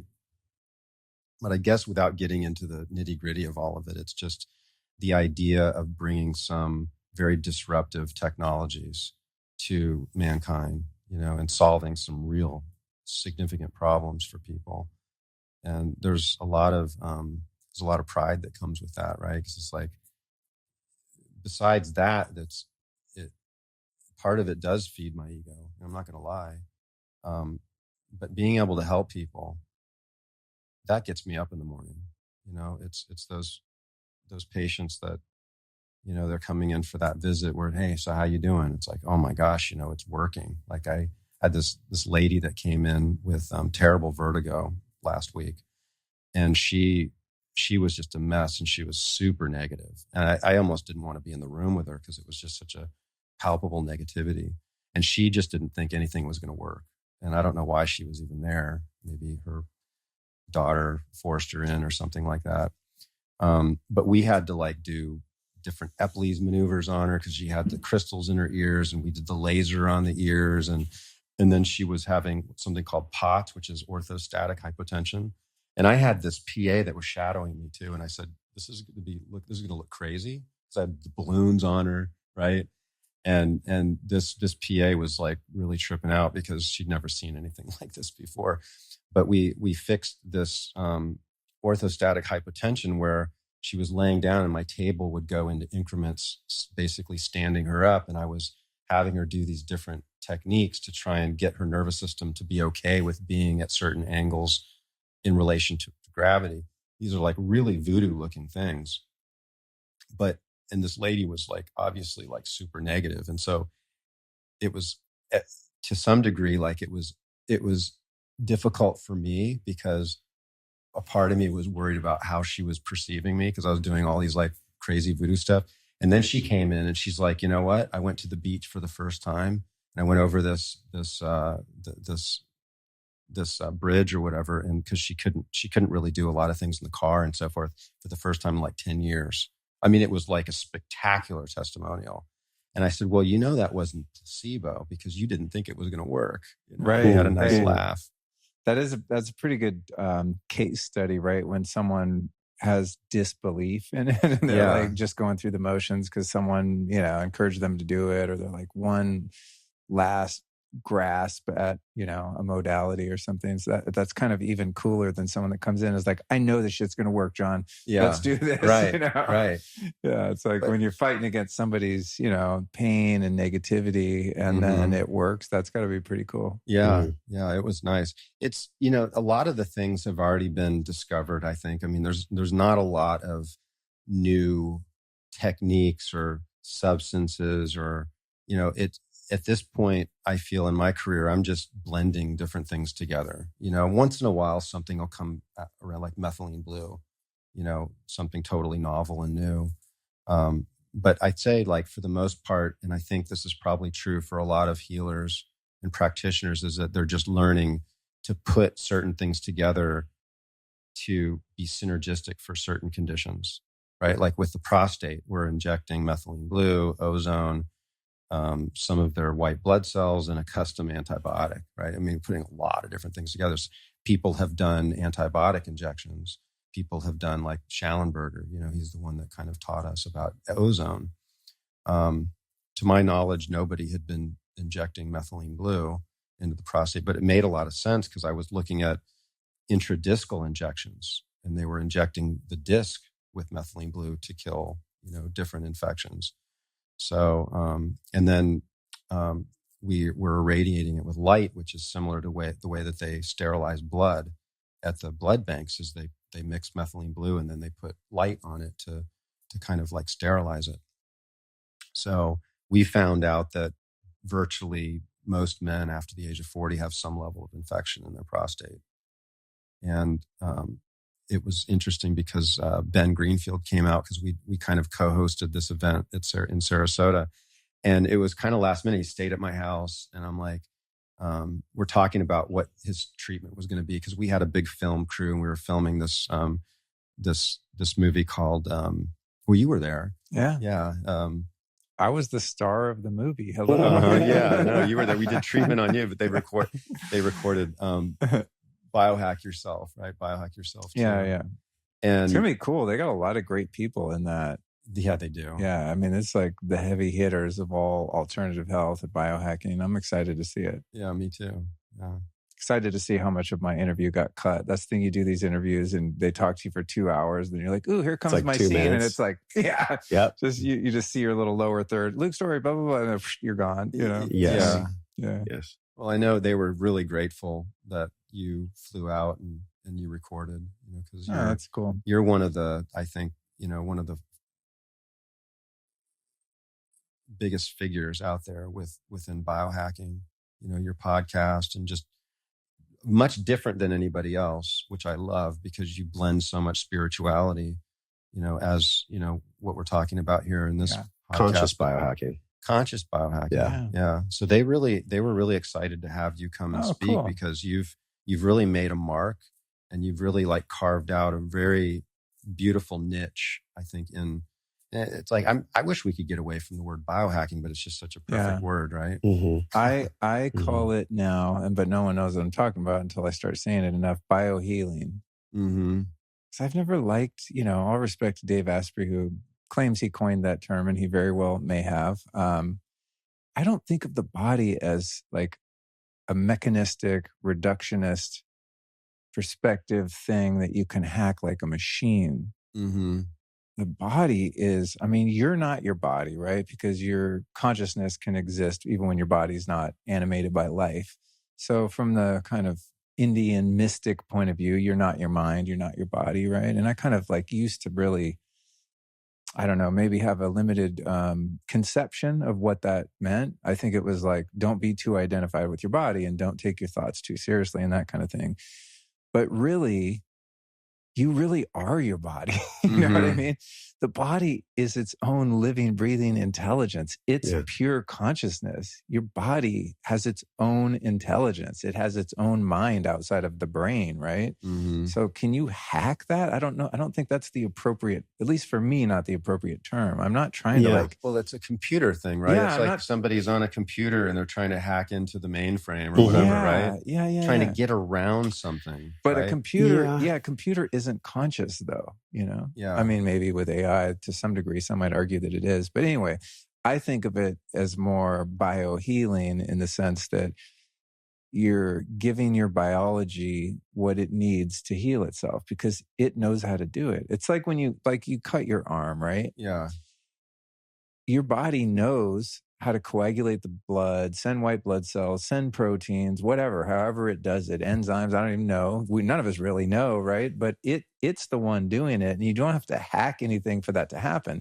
Yeah. However, if you put some laser on it or red light on it or whatever, right? You take some peptides, you're biohealing. You're not hacking it. You're just giving the body more support to do what it's going to do anyway, eventually. Yeah. Well, there's a expression from chiropractic schools that the body doesn't need any help. It just needs no interference.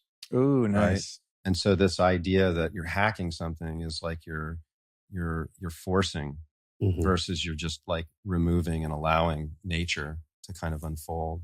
And so there are a lot of levels of biohacking techniques that I think are not for the long-term beneficial. I think that you could say, oh, there's a short-term benefit here. I was listening to a really cool downloaded podcast with Ben Greenfield on the flight out here. And he was talking about like the things that he's changed his mind on, right? And like he's talking about cryotherapy and endurance, and he's just keto, and he's just talking about all these different things where he was doing them at a certain level, usually much more extreme. And the common theme was that he's found a balance with a lot of them.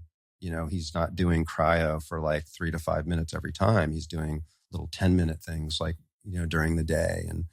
And he's limiting his exercise. And he's admittedly dealing with some plaque buildup in his arteries, some atherosclerosis. And he's got a big process that he's going through. And I think some of the extreme things, and admittedly, some of the extreme things that he's done has caused some significant health problems. So, biohacking is not necessarily completely safe, and there's things that we're doing now that in 10 years, we're going to look back and say, I can't believe we were doing that shit. Yeah, totally. But what were you saying before? I think I interrupted you. My apologies. You were talking about when that film, what's it called? Biohack Yourself? Mm-hmm. That's the name of it. Yeah. When that was filming, you said you did the prostate injections on Ben? Yeah. So, we weren't going to do it, but then he said, I wake up a lot and I'm urinating. And then he says, if I had an infection in my prostate, can I give it to my wife?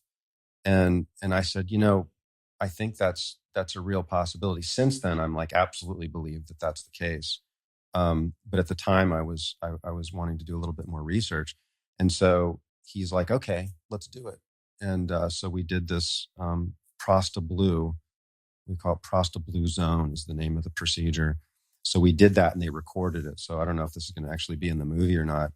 And we only did one. Usually we test people's semen, and we can see what microbes are in there. But this was last minute, so we didn't have the opportunity to do that. But he started to notice that he wasn't waking up anymore. right? And he also was saying when we first started, dating, his wife was having recurrent urinary tract infections, and so he's like, oh man, I must have had this infection for a long time. So he's been very outspoken about this, and he's been talking about it in a lot of his podcasts, and we've been getting a lot of calls from people. And I think we're going to continue to, because it's a huge unmet need. I mean, it's the second leading cause of cancer, right? In men is prostate cancer. And so what's fueling that? What's fueling the prostate to swell? And they're just looking at it as a normal thing for men.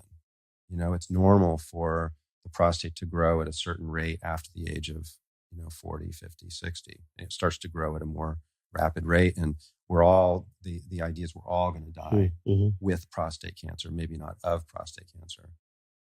So these things, I believe, can be mitigated through isolating, and testing, and then applying a combination therapy to that. When we went out to dinner down there in Sarasota with Ben, I think it was the day of that procedure, the day after, and he said after you did the ozone, which is a gas, right? When you did the ozone injection, that he was passing wind out of his penis. Yeah. It smelled like ozone. Yeah. He was like legit farting out of his pee hole. Yeah. Right? Because the pressurized gas. We were calling it the barking elephant. Yeah. There you go. Hilarious, dude. Yeah. It takes a certain kind of person to be interested in that type of thing. I actually had my semen tested, and I had a few infections in there. So I've gone through the process myself, and so I know what the barking elephant feels like. Yeah, when we did it a year ago or something in your clinic, I didn't have that experience when we did the ozone in the prostate. So I think what happens is in some injections, the gas can retrograde through the where the needle goes into the prostate. And in other cases, it just kind of depends on where the tip of that needle is. If it's in like a thicker, denser part of the prostate, it can kind of push back a little bit. Oh, I see. But most of the time people don't, right? And what will happen is it'll just kind of like fill around the capsule of the prostate. Got it. But even if there's a little bit of gas, like some of it's going to stay in around the prostate. Some of it might come into the bladder and then come out. Right. You were telling Alice and I overheard downstairs that my recent test that I sent in a couple of weeks ago is not looking good. No. Wow. Yeah. It's confusing because, how are you getting, because if you look at, we did a test each year for the last 3 years, but we haven't really done a lot of treatment. I think we've done a couple of ozone. I think we only did one ozone. Right. Yeah. In your clinic, Advanced Rejuvenation, highly recommend, in Sarasota, Florida.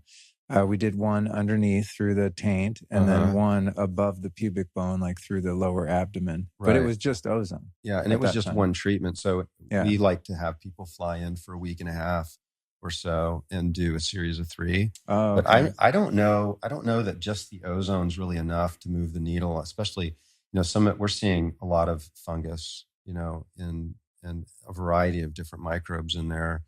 And this is next generation sequencing tests. So it's like really next level. It's very sensitive. So it's not your normal labs. So if anybody feels like, they have a problem and they've been tested before, Microgen is the testing company that we use, and we offer I think it's like $150 or $200 where you can do the test, and then one of my team members will go over the results with you. But the higher sensitivity test is, I think, actually showing what's really going on. And when you start to look through the research, they talk about BPH, benign prostatic hypertrophy. And they're really not sure what the problem is, but they know that there's a hormonal connection, right? Where there's an androgenic sensitivity. There's receptors in the prostate that have a sensitivity to androgenic, like testosterone and DHT, and that it causes some hypertrophy. But what they're noticing is that there's inflammation there. They're like, yes, it's inflammation, which is increasing the oxidation, which is changing the sensitivity to those hormonal receptors.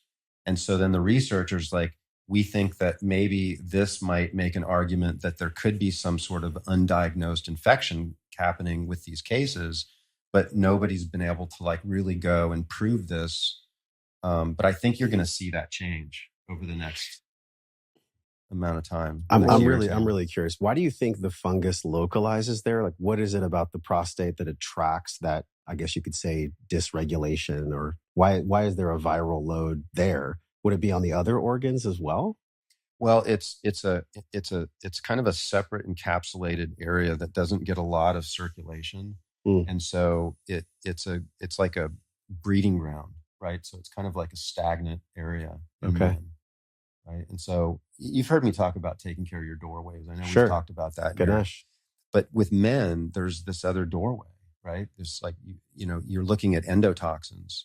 And so we're actually seeing men feel better, even beyond just, waking up and not maybe having frequent urination, but also like urgency, but people actually legit feeling a lot more vital, because it's just like having a root canal or a cavitation in the tooth, or bad gums, right? Or you're having a dysbiosis in your large intestine. All of those things have one thing in common, which is there are microbes that are like outgassing an incredibly inflammatory substance, which is lipopolysaccharides or endotoxins.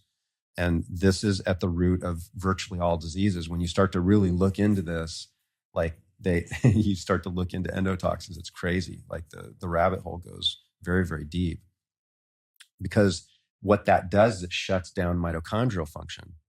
And so when you have a decrease in the life force, decrease in mitochondria, then disease expresses itself in a unique way with every individual based on your genes and the environment that you're in. Wow. Yeah, it's interesting. After putting some attention on the prostate issue, I've asked a number of friends who are over 40, over 50, because I started finding that I was waking up in the middle of the night to go pee. And then it, for a couple of weeks, got really bad. So I did like a kidney and, bladder flush and all this stuff, and borrowed a PEMF machine from my buddy, Freddie Kimmel. And I was sitting on that thing like twice a day for 20 minutes. It calmed everything down. But I mentioned it to a couple of friends, and I'm like, do you wake up at night and pee? Because I literally never have my whole life. And maybe when I was a little kid. And all of them were like, oh, yeah, I wake up 1 or 2 times to pee in the middle. And I'm like, dude, your prostate's jacked up. Yeah, it's not supposed to be like that. Yeah, you shouldn't. Right. Unless you drink 3 glasses of water right before you go to bed, like your bladder should be able to contain that until you wake up. Well, culturally, we all are accepting it, and they look at it as being normal because just about everybody has it. Right. Mm-hmm. So I felt better because I was like, oh, this is just a new thing for me. And obviously now we know I have some level of, infection going on down there. I just got the worst cramp in my foot. Oh my God. That hurt like a bitch. Josh, what do you think about on it?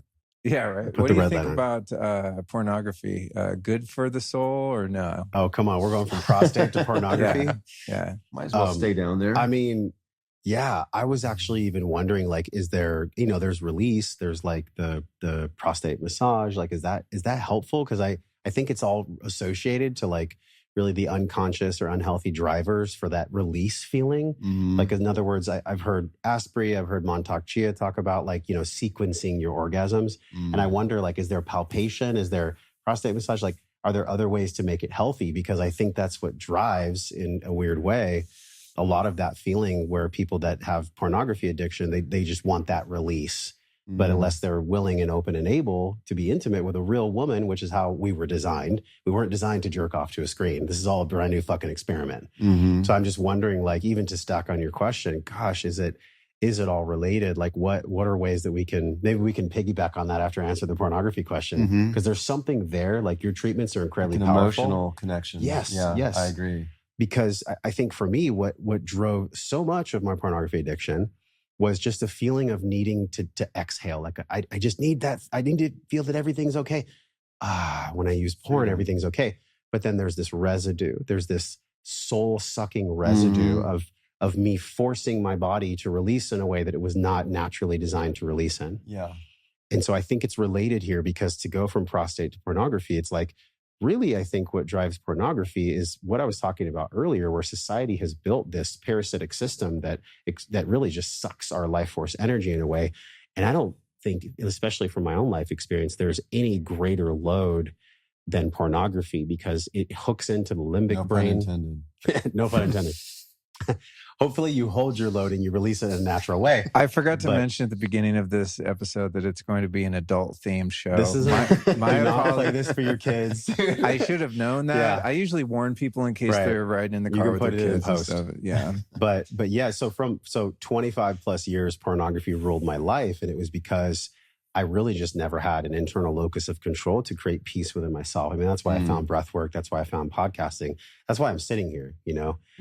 And so I think from my own experience, but I think if you look at Gary Wilson's work, Your Brain on Porn, or a lot of people that are in his field, it's really a limbic system thing. Yeah. Where we have this very novel response. Nir Eyal talks about this in his work as well with the hook model.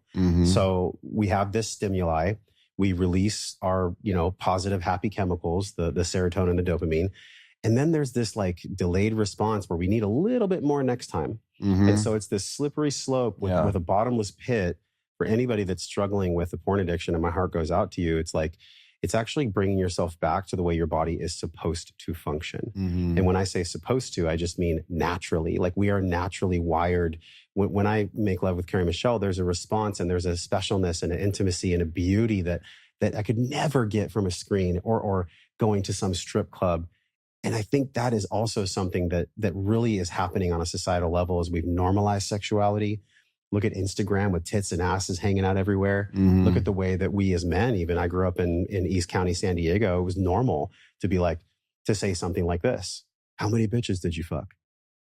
That was a normal thing to say, right? Yeah. Oh, did you get with her last night? Did you get her number? This pressure of like your worthiness as a man is how many women you sleep with. Now, I came from a very unconscious area, and my parents did the best they could. I mean, they didn't necessarily model this type of behavior, but I can remember when I was very young, and I love you, Dad. Like, I'm not here to blame you, but I remember I came home.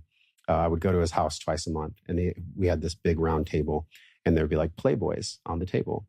And that was my introduction to sexuality. My parents never really had talks about sex or the specialness or the sacredness of sex. And so I felt my body come alive. I felt my limbic brain turn on. I felt my penis get hard, and so that was my intro. And then that moved into more magazines and Hustler. And there was this, it literally can look back with compassion for myself and realize that on a biochemical, neurological level, I was doomed. I was fucking doomed. Magazines, then more magazines, then VHS, where you sneak it in the Betamax. You guys remember Beta? It was 100%. Then VHS, then streaming porn. And when streaming porn came in, it was lights out. It was game over. That was just something I would go to all the time. And it wasn't honestly until my second ayahuasca journey in Costa Rica, where I was forced to look at I think I was 37 years old then, what my life would be like if I continued to just feed this demon that was inside of me. And I was throwing up in a bucket and I saw this young boy's face, and ayahuasca was screaming at me like, this is what your life is going to be. You're literally vomiting on your future children if you continue to engage in this behavior. And it was such a fucking slap that I'm still, in certain ways, trembling from it. I'm still integrating the lessons that I received there. But I can look back on myself with compassion and realize that was actually me just trying to feel safe. It was a coping mechanism that actually had nothing to do with sex. And this is what most people get wrong about pornography. It's not about the release. It's about something that one is avoiding that the release is a cover for. That's really what porn is. But these people, specifically Pornhub, and thank God Texas blocked Pornhub. I don't know if you guys know about that. Really? Yeah, so you can't access Pornhub anymore, which is amazing. And so I have mixed feelings about that. Not because I want to watch it.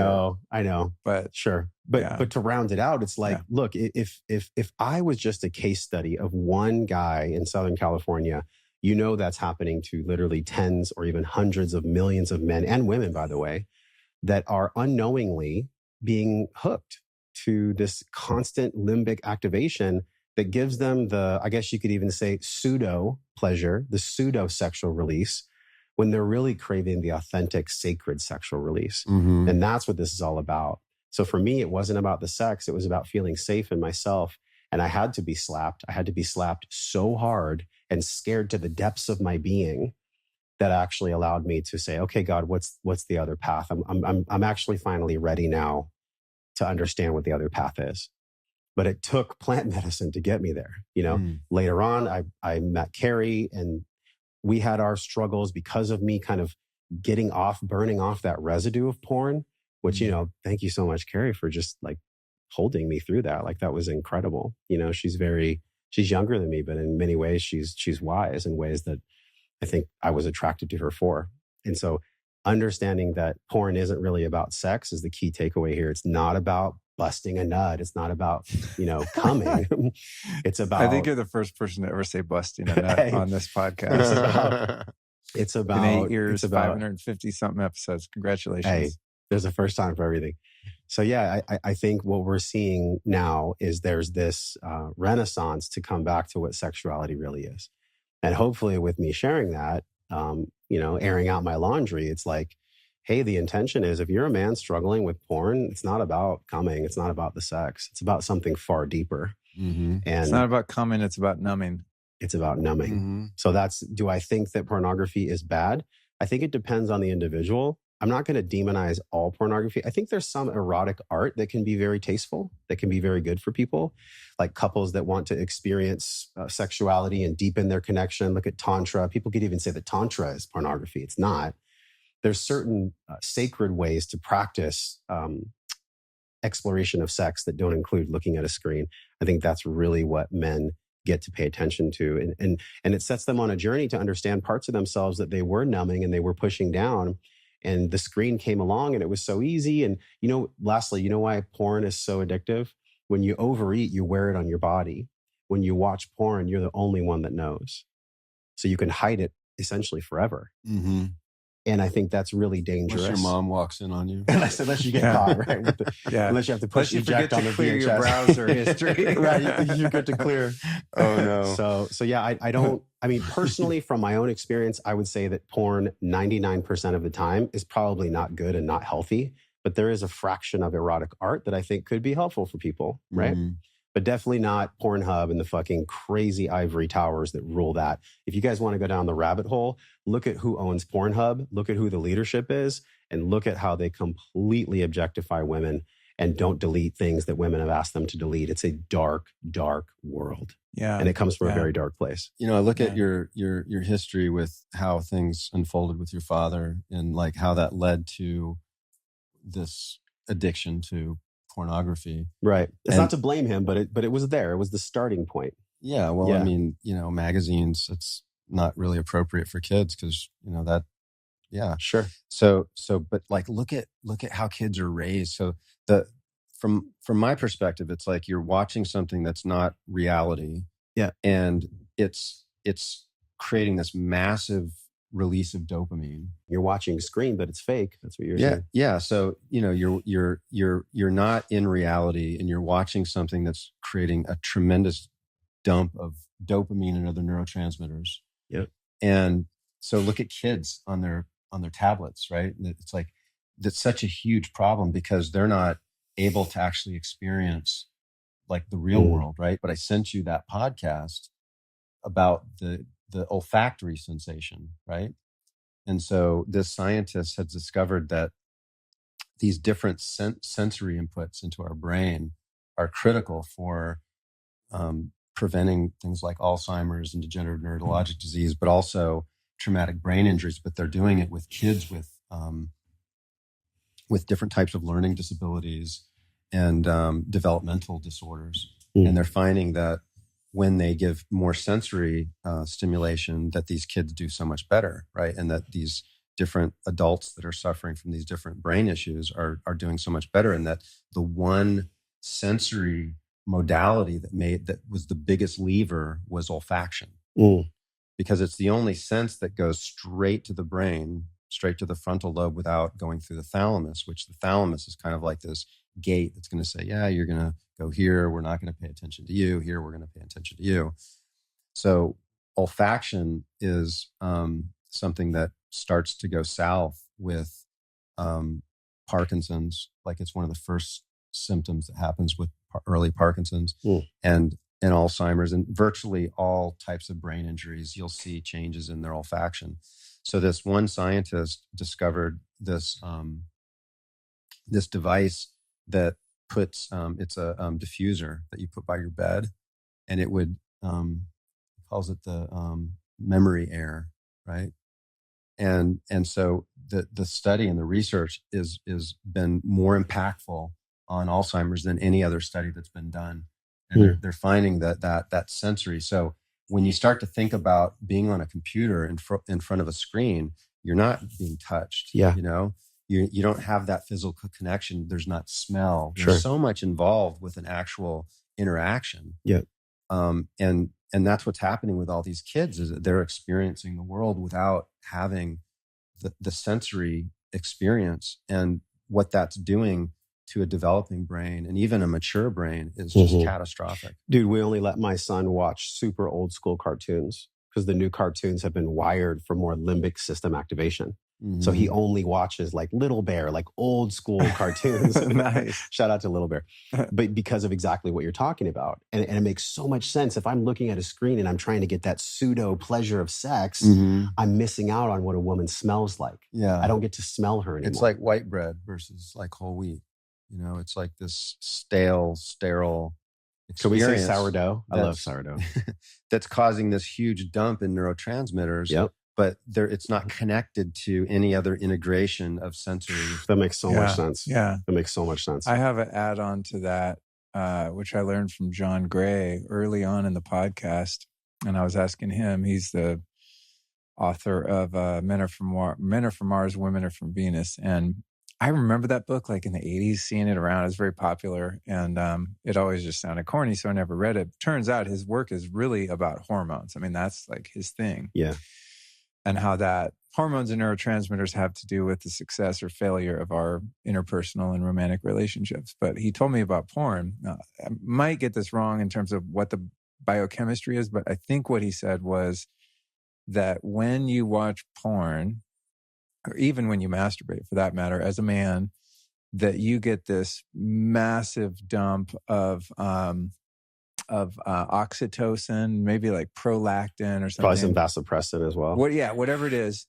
Yes, I clearly don't remember. But the idea was that, okay, in a partner-based interaction, because of their biochemistry, after you release all of that, and you lose tons of testosterone, right? So you basically lose all of this neurochemistry. But when you're with a partner, it's balanced out by their hormones and the way the biomimicry happens between you two. Because I used to trip out on like, I could have meaningless casual sex, consensual, but still like booty call kind of sex, to be real. And I would feel fine afterward. You know, as long as everything was on the up and up, everyone was down, everything was very explicit and it was all clear, you know, so there's no games or weird stuff. I'd feel fine. Watch porn, be suicidally depressed for 2 days afterward. And I'm like, what is the difference, right? It's like I'm having kind of meaningless sex with the computer screen or with another human being. Why is it totally chill with another human being, but not with the computer? And he explained it's because you're totally hijacking your neurochemistry. Because when you climax as a man, there's this huge dump of all these chemicals. And then if you're with a partner, with a woman, her biochemistry feeds you back and brings you back to baseline. And so there's, to your point, John, it's a multi-sensory experience when it happens naturally. So that was a huge eye-opener for me. Well, the bottom line is don't masturbate, don't watch porn, right? And there's benefits to not ejaculating, right? So I think that besides the damaging effect, it's really bad for your brain.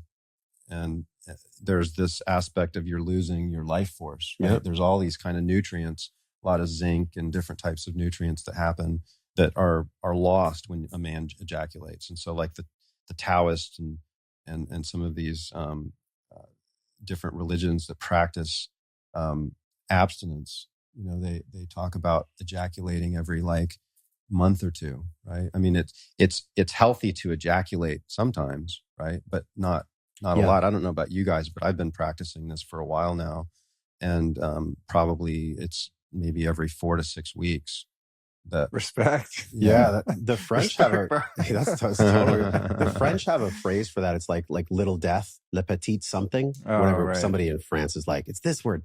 But yeah, you actually die a little bit when you ejaculate. Yeah. So I think there's really something to look at there. Our buddy Alex didn't ejaculate for 6 months. It's the founder of Eons. Wow. And he said that it literally, he could feel the energy build in himself and he would transmute it, much like Napoleon Hill talks about in sexual transmutation. Yeah.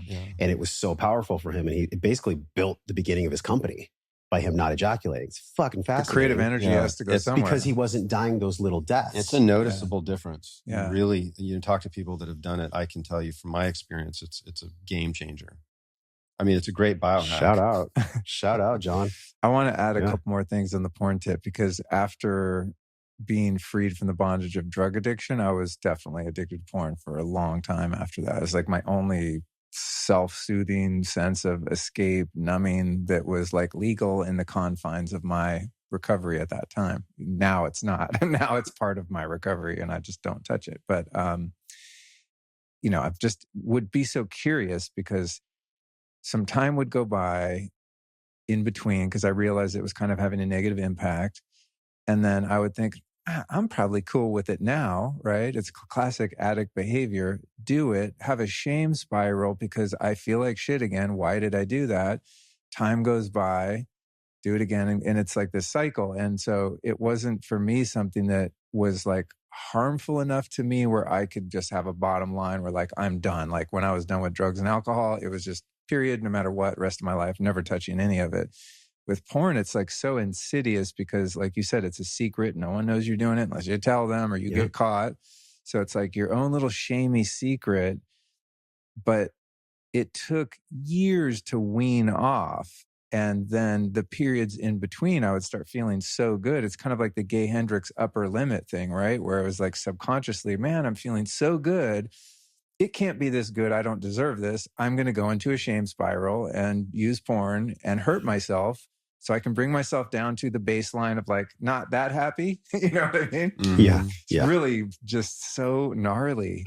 The way that it addicts you is just like, oh man, it really is insidious. That's the best word for it. But eventually, thank God, after taking really long periods away from it and then thinking like, I could get away with it this time, same old thing, it became so debilitating to me that it would completely knock me out.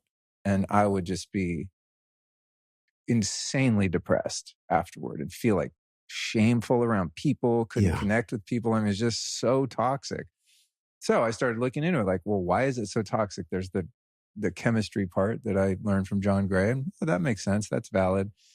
But ultimately, well, actually, and there's also the part, if you think about it evolutionarily, go back 10, 15,000 years, we're in tribes of 50 or 60 people. The number of sexual acts that you would witness or participate in, or just seeing a woman naked, you might have seen 3 women naked your whole life. Yes. And probably maybe seen another couple have sex, but probably not, even in many cases, depending on the cultural norms. So the fact that like when internet porn came, no pun intended, that in a half an hour, you can see hundreds of women naked, hundreds of sexual scenes. It's totally alien to the brain. It's literally not supposed to be that way in nature. That never happens, never will, until they invented computers and the internet. So that's part of it. But I started to observe just like, whoa, why is this so toxic to me? And what I've arrived at, and still kind of working on my understanding of this, but if you think about the scale of consciousness, right? David Hawkins' work, and you think about like a horror movie, like a slasher film is going to calibrate at like 95, right? In the scale of 1,000 or 0 to 1,000, 200 being the level of integrity or neutrality. 95, 50, those are real low numbers. Like a serial killer is like calibrates at 30. Bacteria is like 15, right? A rapist is 20. I mean, like it's low levels. Why would Megalomania. bacteria be so low? Just because it's I think just lower intelligence, like a lower life It just form. vibrates at a lower rate. Yeah, and it's rapacious, right? It kind of just takes. That's just my theory on it. But anyway, to the point. So if you look at different music, like if you play Metallica, that's a different calibration than Beethoven, right? Or mantra or anything. Like there's levels to everything. Certain films, right, be like meaningful and healthy from an emotional standpoint, a spiritual standpoint. Other films like might be like give you some juice, but you feel badly after watching it, you know? So I started looking at it from that perspective. And I don't know that David Hawkins ever calibrated pornography, but if he did, it's probably pretty fucking low on the scale. Yeah, it's right? below 200 for sure. Yeah. So if I'm, over those years that I was kind of off and on with it and really trying to quit, but couldn't totally quit, like hardline no, I think what was happening is, and why it became so detrimental, is I'm working on raising my consciousness for years and years, 25 years or whatever, right? And I'm like meditating, Kundalini yoga, doing all the things. Yeah. So now there's a contrast between me at 520 or whatever, right? On a good day, and 75 on the scale of consciousness. So as you create that contrast, things that would have been normal baseline for you, and like, I don't know, and most guys I know, well, not now, but in the past, I'd talk to guys about porn. They're like, what? It's awesome. I feel fine. It's like, well, those were guys that weren't working on themselves. Yeah, that weren't elevating their consciousness, right? So it creates this disparity between your baseline of feeling really good and you're freeing yourself of shame and self-loathing. You're feeling lovable. You're loving other people, all the attributes of higher consciousness.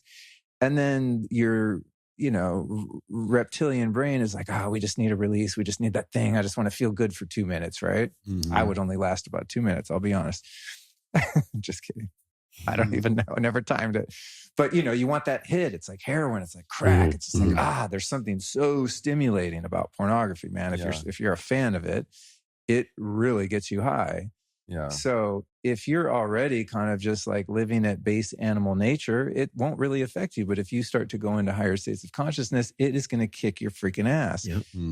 And then I think, why is it low consciousness? It's two people having sex. I'm assuming consensually. Like, why would that calibrate low? And why would that drag me down to my old lower states of being?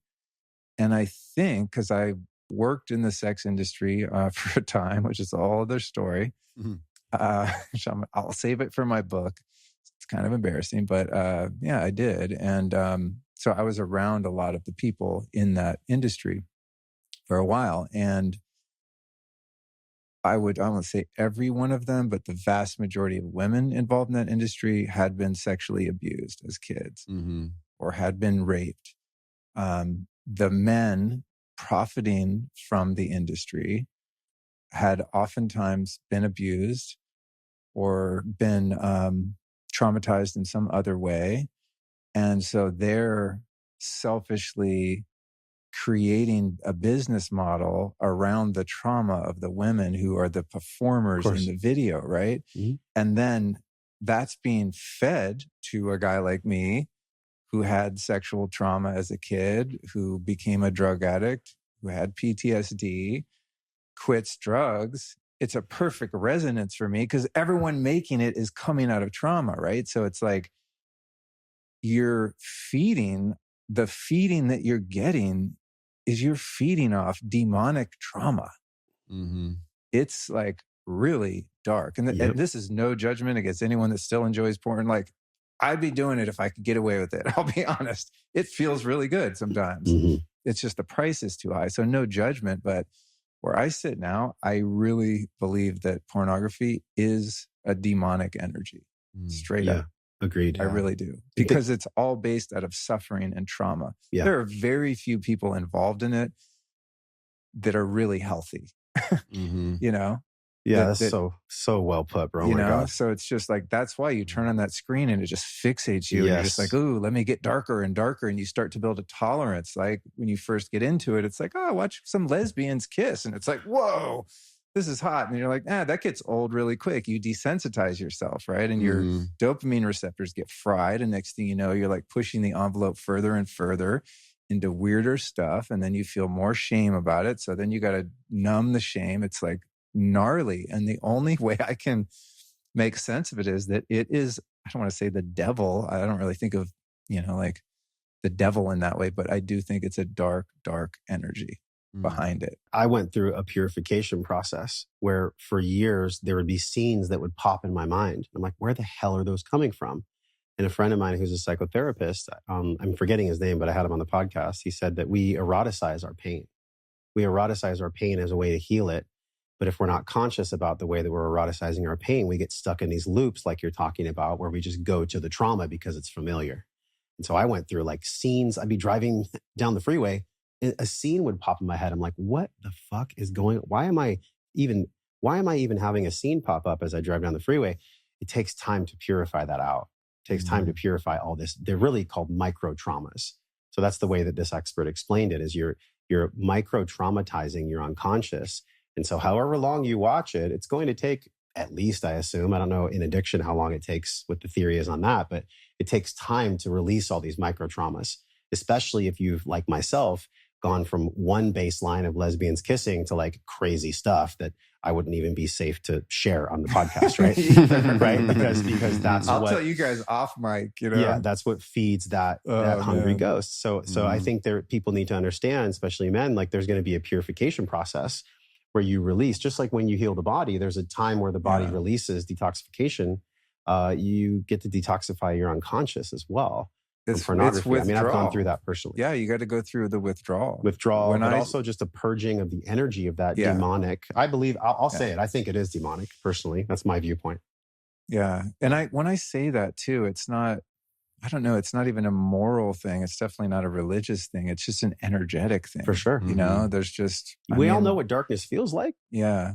So when you call it darkness or demonic, it's similar. Yeah, that's kind of just how I contextualize it. And also viewing it that way helps me if I ever get the idea, because the idea every once in a while pops in my head, very rarely, but every once in a while my phone's sitting there, I'm like, oh, no one's around. I could. And I was like, no. You know, thank God there's like a wiser part of me that's like, is it really worth that price? No, God, it's not. There is no temporary pleasure that is worth the suffering that's going to happen. It gets a lot easier once you don't do it for a while. Yes. Yeah. But then once you crack it, like, you know, it's a cycle that you have to then have some significant discipline to like stop that cycle. Yeah. It's 100%. Like it's in the corner doing push-ups, just waiting for you to come back. Yeah. It's always the same strength. Yeah. So just don't go to it. Right. It is. Yeah. And there's another piece of it too, that I haven't had a lot of long-term relationships. This one's the longest and the most meaningful.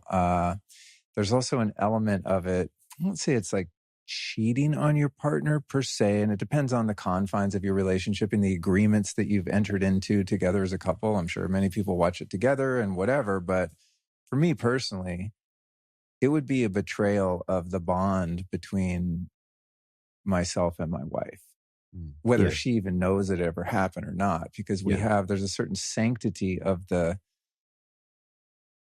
flavor of love that we have, right? It's just like no outside interference. It's not because I would be looking at another woman or something like that. It's just, it's interference in the field. It's static in the field of our intimacy and our bond, because any attention I would be giving to that monster is attention that she's not getting, whether it's sexual attention or not. It's still my energy is being bled into that beast. Well, it's also desensitizing you. So when you are with her, you're like, you know, maybe her body isn't like this porn star's body. Right. The experience isn't as there's extreme. 3 women on the porn, but there's just one woman. Yeah. Oh, you just reminded me of another point. I think part of the porn epidemic is tied to superstition. Circumcision. Yes, brother. Because if you talk to men who are uncircumcised about what their sexual experience is, it's a lot different than mine. They have multiple orgasms. Sex to them, from the way they describe it, to me sounds exactly like how women describe sex, who have their, private parts intact. Well, you don't think that they're desensitized though because of the skin? You're losing all the nerves. Of course. You're losing your pleasure center. The core of who you are as a male is being cut off. Mm-hmm. I've done multiple podcasts 2 podcasts on it. Josh just did one that's doing very well, which is beautiful. Yeah. But it's just, if you look at the physiology of it, an uncircumcised penis is built with built-in lubrication. It has a different type of friction. It doesn't need the type of friction in order to elicit orgasm like a circumcised penis. And I think that's also behind why so much of the porn is so violent. Because if you're circumcised, you have a callus on your penis. Your whole upper half of your penis is calloused. I forget what the skin is called, but it's this protein that forms to heal the wound, right? Because an uncircumcised penis is like kind of like the inside of a vagina underneath the sheath of the foreskin. It's all pink and it's always moist. And I mean, I'm getting pretty graphic here, but it's really good to know. You mutilate that organ and your sensory experience of sex is diminished exponentially. So when you watch porn, it's like pounding, pounding, pounding. No one's like slowly making love in pornography. Everything is like super extreme to create friction, because as a circumcised man with a callus between your legs, you need a lot more friction and a lot more stimuli. Again, talking to the very few American uncircumcised men that I have, they have multiple orgasms, and the experience that they describe of sexual intercourse is like nothing I've ever experienced or heard of, other than talking to women about it, right? Where there's just these ecstatic, transcendent experiences and a hypersensitivity of that part of your body, where there's all sorts of erogenous zones and degrees of pleasure that are eliminated when you're circumcised. And so if you look at sexual violence, rape, abuse, the things that dysfunctional men do, some of it I think is from training, from growing up on porn, like some of us did. And you're watching circumcised men have sex, usually in porn, unless it's some specialty, like niche fetish of like uncut guys or whatever. Most American porn is circumcised men, because most of us unfortunately have been circumcised. By the way, it's like one of the only places in the world beside Israel and a couple places in the Middle East that still do it It's so horrible. at scale. And European guys are like, you do what? We don't do that, Brazil, like everywhere. It's just people are like, they know it's insane, so they don't do it. But if you grow up on porn and you're watching sex like that and you've been mutilated, you've learned sex from watching mutilated men do that act to women in a certain way that is more violent. And that's not to say, some people just don't, everyone, women included, I'm sure, like rough sex sometimes, but the anatomy is so disfigured that it changes the physical act. Another crazy thing about that in terms of friction is, and again, I hope the people with their kids have dropped off by now, but another interesting thing that I learned in studying this is that because an uncircumcised penis is self-lubricating, it doesn't need to go in and out of the vagina in the same way. It actually stays inside. And because the friction is created by the sheath of the foreskin, it's actually just stays inside and is moving in and out of the foreskin, which keeps the female lubrication completely intact. When you have a circumcised penis and you have the bell end on it, it's a ridge around it, right? You actually pull the lubrication out every time. People that are uncircumcised have never heard of lube in their life. They don't need it because the women provide the lubrication and it doesn't get sucked out through the thrusting. So this is something that makes sex sometimes painful for women, and why they are, not wet enough to make it a fluid experience, right? Because we're actually like pulling the lubrication out of them and we don't have our own lubrication. So you're really diminishing the entire sexual experience through circumcision. That's my soapbox. I'm standing up. Looking at your T-shirt, and we're talking about circumcision. It looks like that. I have a big 5G penis head on my shirt. Yeah, I wish the camera could see it. This is one of my new shirts, guys. You can get at lukestoreymerch.com. And it says 5Gs, not 5G. And it's got like 5 Gs and a mushroom is in 5 grams, and then a 5G tower. Awesome. Yeah. So take 5 grams, not 5G. Yeah. So yeah, circumcision, I think, is intimately related to pornography. And the whole thing is just a freaking mess. And hopefully someone will hear this conversation, and men that have had that experience or similar experiences will be like, wow, and get some insight. And maybe there'll be some parents who, no shame here at all. Like parents, I'm not trying to tell you how to parent or how to have babies, but it's really worth doing some research before you do that completely unnecessary procedure to your baby boy. Yeah. The history when I was researching for Eric Klopper that you introduced me to, so thank you, was that it's really one step up from child sacrifice. If you go way back into the history, as far as you can go, recorded history, it's just one step up from child sacrifice. Yeah. So it has very barbaric religious ideological roots that if you just take the time to explore them without bias, right? I'm not here to tell you how to think, but if you just do your own research and you do something besides the first page of Google, you will find that the association that you're talking about, Luke, is so clear. It's so present. How could one even deny that there's a connection there? Because Elliot Hulse talked about people that are walking around with their swords unsheathed. So our swords are constantly unsheathed, and we wonder why there's war in the world. It's because the majority of men, specifically in America and other countries, are walking around 24/7, 365, not just with sexual trauma, the first day or week of their life. What the fuck are we thinking? But also, that is what is fueling wars. Look what's happening over in countries. I don't know if India does it, but I know for sure Saudi Arabia, they're very big in Islam about circumcising. So there's so many psyops that are coming to light, bro. Our conversation has just touched upon many psyops, circumcision, and the way that it's been taught as like normal. Oh, it's good for your hygiene. It helps you get less HIV. It helps you get less, diseases. It's all a fucking psyop. Your audience, everybody that we know, doesn't think that's really shocking. 2024, everything's coming to light.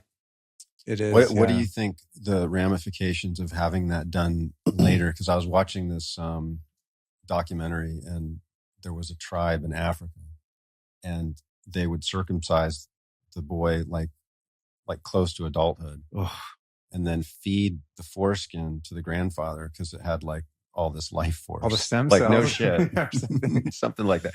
And so they were actually showing this, and this kid was terrified, and they're holding him down. And they makes me do the nauseous. cut, and then they take it over, and then the one of the shows I did a few years ago was with Brandon Murata, and a guy, he lives here in Austin, a great guy. He did a film called American Circumcision, and that's I think I learned about that this might be sus first from Daniel Vitalis, because he would talk about domestication and rewilding, and he would point to that as a trauma. And then that film came out, and there's a lot of interesting things about that film, and we'll put it in the show notes and the prior episode I did with him. But one of the interesting things about it was there's a whole subculture of men, of circumcised adult men, who are called, what do they call them, Jared?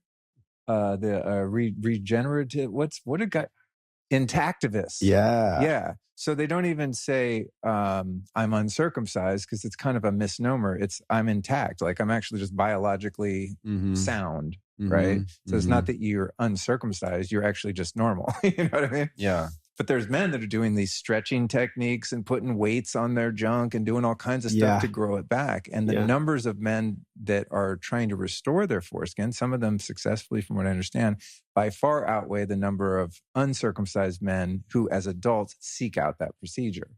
So that tells you a lot about it, right? Yeah. Another weird thing about it is that, well, in that film, I'm just like, I almost wish I didn't watch this. They show a procedure in the film. And if you watch that and you're like, oh, no, it's fine. Yeah, it's fine. Like, there's something wrong with you, honestly. It is so disturbing. And the way that the one they showed was like the most humane version. There's about 5 different ways they do it currently. And this was like, the safest and least traumatizing way. And it was still, it was just absolutely brutal. It was like watching a snuff film. It like scars your soul forever. After I saw that, I was just like, man, I'm going to talk about this. I don't care if it pisses people off. And the interesting thing about it is that I find when I talk about this or do podcasts on it, women are like, oh my God, that's horrible. Totally understand. Never doing that.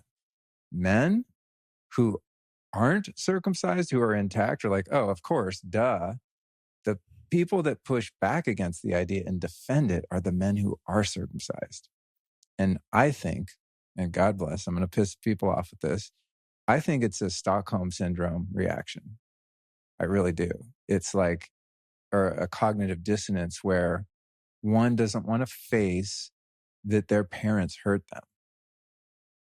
I mean, my parents know my stance on this, but I don't blame them at all. They did what the doctor said to do and what was the norm in 1970 in the United States, right? Yeah. I mean, I hold literally zero blame to my parents. It's more blame on the system, and the first people that started to propagate this as a practice in this country. But it's interesting to see how men get super triggered about this particular topic. And I think it's because it's really hard to face that, what happened to you was wrong. And it really damaged your psyche and your body. It's really, really harmful. Mm-hmm. And the repercussions to the individual are immense. And those repercussions spill out into society at large in the way that some men are unconscious and hurtful and selfish and violent and abusive and oppressive and all the things. If you cut off the most sensitive part of a man's body and then expect him to be emotionally intelligent and emotionally sensitive to other people, how are you going to even do that? Like, what you really hurt that kid, and that kid who's hurt is probably going to grow up and hurt people. Yeah. Like I did.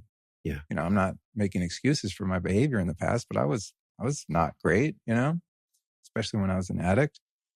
I think, well, no wonder that definitely played a part in it. Just kind of being calloused in your relationships with people and with partners, just not having that level of sensitivity and empathy. It's like, well, of course, man, you're numb, you're missing part of your body. You're like an amputee, So anyway, obviously I'm passionate about this topic. Yeah. And I know Josh has been fired up me about too. it. Yeah. You said it really well. You did that interview with Eric. I mean, you talk to guys like that who lay out the data, the history, the factual analysis of it. I mean, it's really hard to refute unless, of course, you're like, la, la, la, I don't want to look at this. Too painful. So this week, actually, it came out and there was nurse after nurse that were commenting. And they were saying things like, the very first time I heard the baby scream, or I was, told that I need to help in this procedure, they told the doctor that they wouldn't do it anymore. I mean, multiple comments. And I just wonder, like, what is it? I think it definitely hits on that bias where, and Eric even talked about this with his father, where he didn't talk to his father, I think, for years or something, because his dad, now they're Jewish, and that's part of that's a whole, you can listen to the podcast on that one. But it was basically like his dad would have had to have looked at the fact that his dad himself was wounded by his grandfather. And it was this long lineage of unconscious wounding that really there just comes a hero who's conscious that's here to heal it. And I think when that hero comes along, he or she is going to face some serious fucking blowback from all that stacked up energy of generations that just, oh yeah, I was wounded, so I'll wound you too. But it's the same thing with molestation, rape, anything else around sexual trauma. It all begets more trauma. And so it's only consciousness that can heal it. And it's only conversations that are fucking uncomfortable to hear that are actually going to touch people's heart enough by maybe them being grossed out, by them being afraid, by them being enraged, that'll actually change the tide. I think that's the only way it can happen. It's not going to be fun, but it needs to happen. It definitely needs to happen. What would be interesting to look at is the incident of prostate issues with people that are circumcised versus uncircumcised. I bet it's clear. Interesting. Yeah. Interesting. Yeah, because there is a microbiome in the foreskin. Yes. And I bet it helps shield that area of the body from pathogenic microbes. I'm just theorizing. I have no idea if that's true, but it makes sense, right? Like how a woman's inner parts have a unique flora, and there's a balance to the flora that keeps it from becoming infected or dysbiosis essentially from taking place. And that's very feasible. Yeah. And also there might be an emotional connection. That trauma then causes like some emotion because emotions can show up in the body in different ways. Like, I mean, one of the most commonly talked about is anger in the liver. Yeah. Right? So our emotions have a certain signature in our body, and, maybe that's the connection. Maybe it's multifactorial. Yeah. I mean, I had sinus and lung issues, and it was from sadness and grief. If you look at Chinese medicine. So, grief is lung. So, I have an experience of what you're saying firsthand, anecdotally, but I'm sure if you look at the research, it's just, you can't ignore it. There's no way you could ignore it. Tracing emotions to organs, the organ and emotion map exists for a scientific reason. I don't think you can refute that. So maybe the inflammation in the prostate that makes one have to pee in the middle of a 2-hour podcast is related to circumcision. Or it was the drink update, man. We all need to just sit in methylene blue, get injections at the right time. Well, I'm gonna do one on while John's out here. I'm gonna do the what's it, Prostabluzone? Mm-hmm. Yeah, I'm gonna do the whole meal deal. Well, fellas, it's almost 9:00, and we have some other procedures and stuff to do. Yeah, you got 2 kids at home now, so we'll wrap it up. But before we go, Josh, tell people where they can find you. Do you have like a new membership and breathwork course? Tell people all about your stuff. Yeah, first of all, this is so special. Every time we hang, something beautiful comes from it. Mm-hmm. You know, so I really thank you, bro. And thank you, John, for being part of my life. John's idea. Yeah, thank you for creating this, man. Yeah. To be fair, John would record a podcast every day if I would let him. Like every time we talk, he's like, I think it's time for another podcast. I'm like, we just did one 2 weeks ago, bro. Like, how many times are you going to be on the show? Jesus. Oh, man. So the Wellness and Wisdom Podcast, and you can find that at joshtrent.com. And then I'm really excited because every single thing that we've touched on today, who you are in the world, and who I am in the world, we're really liberating ourselves, and we're helping to show the path for others that want to liberate themselves from really these clutches that we all are in, these clutches of modernity. So I'm really excited. On my birthday, we're doing a soft launch for the liberatedlife.me community. So it's the Liberated Life Tribe. You can go to liberatedlife.me if you want to be a part of this movement where we understand the aspects of ourself, and we can learn with humility how to actually liberate ourselves from these crazy things that so many of us are just now maybe even finding out for the first time.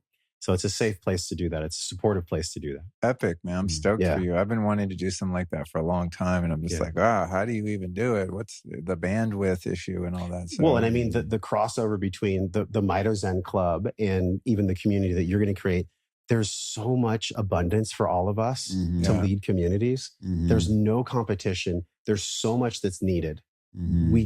We must actually link arms, because unless the physical body is well and our emotions are well and our spiritual health is well, we're going to be taken out. We're going to live a life not well lived. And I just, ever since I was a little kid, I was like, man, how do I live my life well? I want to be well in my life. And so, it's a safe place for us to do that. It's a supportive place for us to do that. Awesome, man. Congratulations. Man, we'll link that in the notes so people can come join. And what's new for you that you want to plug? You got your clinic, you have Mitozen. You're a man that wears many hats, John. And beautiful jewelry. Uh-huh. Yeah. He always has some special he's got shamanic jewelry. I've collected a few extras since you've seen me. Yeah. Well, you can find me. Clinic is advancedrejuvenation.us. I'm on Instagram quite a bit. It's Dr. John Lieurance. And then drjohnlieurance.com. We have events in Sarasota. So we list those on the drjohnlieurance.com. And then Mitozen is a club-based, member-based, I say it's not really a supplement company. We're kind of more healthcare technology. Different types of products. And Luke and I, we've talked about it on a lot of different podcasts. You can check out. I got a refrigerator full of them. They're good if you got to keep Y'all them need in the to try the refrigerator. bullets. Yeah. And the vertical spray. Those, just start with those. Yeah. And so the membership, is it like $10 for life or something? Yeah. $10 life. It's cheap. Yeah. And one of the products that we're really excited about is actually kind of in the spirit of the update energy drink is a supplement called Storey, which has paraxanthine and alpha GCP and bacopa and some other Ayurvedic herbs in there. And it's really amazing. It's a small square bar, so it's really convenient to take with you.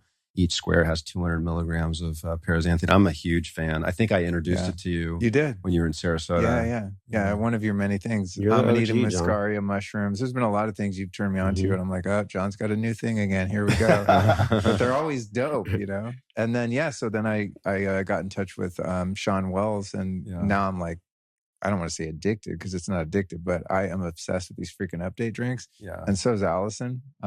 Every morning, literally wake up and drink one each. It's just like instant energy with no anxiety. It's amazing.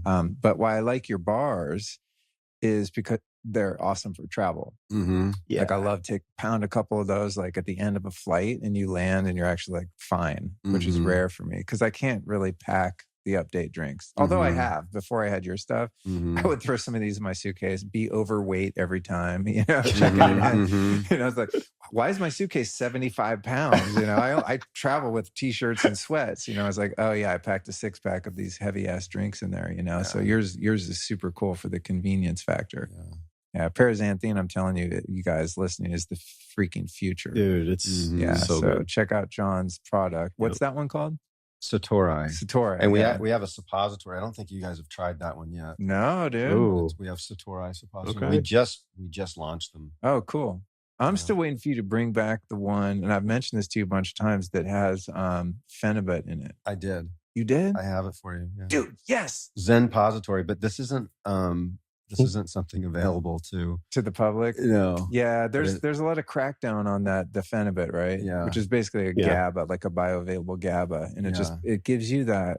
I mean, you got to be. It's very dose dependent. If I take too much, it'll make me feel kind of dizzy. Yeah, like vertigo. It can get funky. I just want to warn people. But if you take too much, but the right dosage is really a beautiful nutrient. Dude. It very activates GABA. You feel almost euphoric.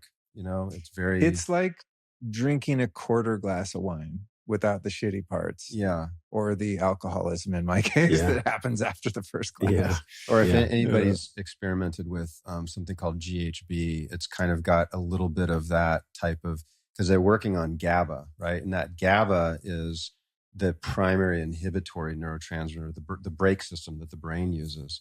So it's going to kind of like calm down any type of fear, anxiety, or panic. You know, and so you just feel kind of a bit of a bliss. Yeah, it's amazing. I wish that was available to the public. I'm sorry, guys. You know what's interesting? They regulated phenibut recently, because I used to buy it on a couple different sites, and I tried to go back, and they're like, no longer available, illegal. Oh wow, it's weird. Yeah, I'm like, what? Who cares?